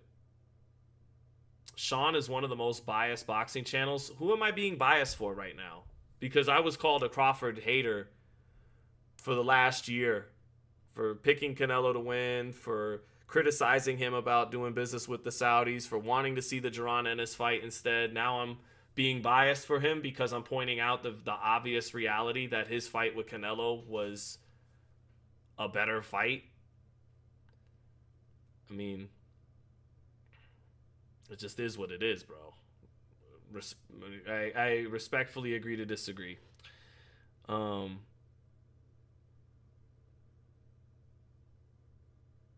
Oh, based. Oh, thank you, thank you, Boxing. My bad. He said I'm based. My fault. Who beats Inoue at featherweight? Somebody will, I think. I think Carrington might be able to do it. Inoue's power has leveled off a little bit the last couple fights at 122. He'll be at 26. Carrington has a big length advantage, but he has more firepower in terms of a 26-pounder versus... I mean, he has more punch variety. He's more of a natural, pure counterpuncher than Nakatani, whose left hand is a little bit more predictable at long range. Shushu is really good at countering with his right hand. He could clean up with other punches behind it. He's younger. He's longer. I think Carrington might be able to be the one to beat Inoue. Espinoza might just be too big for him. I think Angelo Leo is underestimated in his ability to fight Inoue. So Figueroa, I think, would lose to Inoue. I think all those guys, though, being naturally bigger men, and all of them, I believe, being younger than him, too, are all really tough fights for Inoue. So I think someone's going to catch the monster and beat him at 126. He's well into his 30s now. He's seen the absolute mountaintop tonight, won the biggest fight of his career, and he'd be going up to his 5th weight class all the way from starting at 108. That's just me. I suspect that one of the featherweights will be the first one to beat him. So, Chikian, thank you for the super chat, my brother. Thanks so much. Anticlimactic, sure, but I do appreciate the level they were fighting at. And to me, the fight got better as it went on. Also, have a good time tonight, Sean. I'll be watching at home this time around. Thank you, JJ. Appreciate you, brother. Yeah, no, it was a very high-level fight. And there was, because of the stakes and the level of positioning and the power both guys have, there was suspense. There was tenseness. And Nakatani rallied late in the fight in 9 and 10, and it was like, is Inoue falling apart a little bit? Is he losing his grip of this fight? And then the 11th round was kind of the best round of the fight, where Inoue buzzed him, and yeah, it was, I'm not saying it was Shakur versus De Los Santos or Rancis Barthélemy versus Robert Easter here, but to me, kind of like Shakur and Teofimo, an anticlimactic fight, a high-level fight. But that's just me.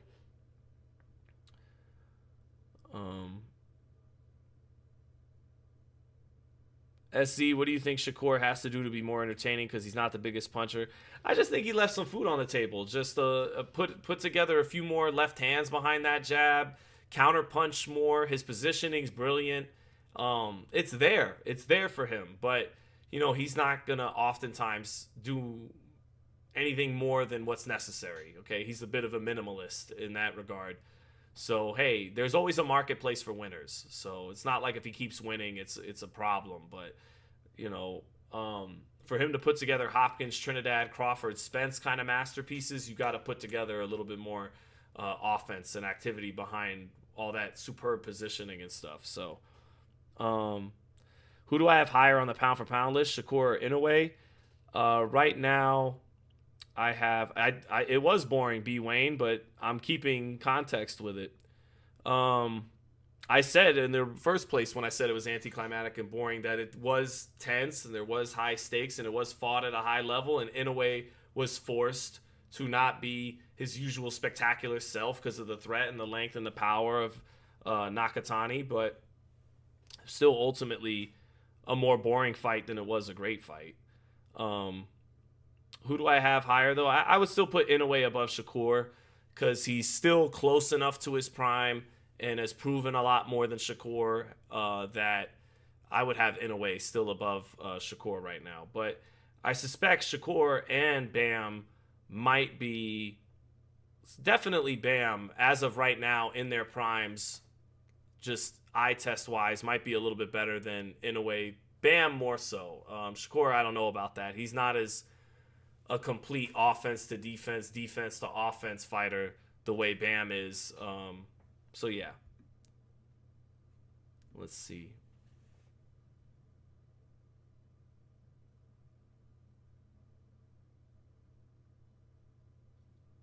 But Inoue ain't better than David Benavidez. I don't know, man. He's got a lot of foot speed that David lacks. Versatility. All right, let me go get this nap. Thank you, Steve. Steve says, thanks for the commentary. As always, Sean, go take a well-deserved nap, bro. All right, I'm out. Got to head to MGM in 2 hours. Thank you guys for rocking with me. Much love, everybody.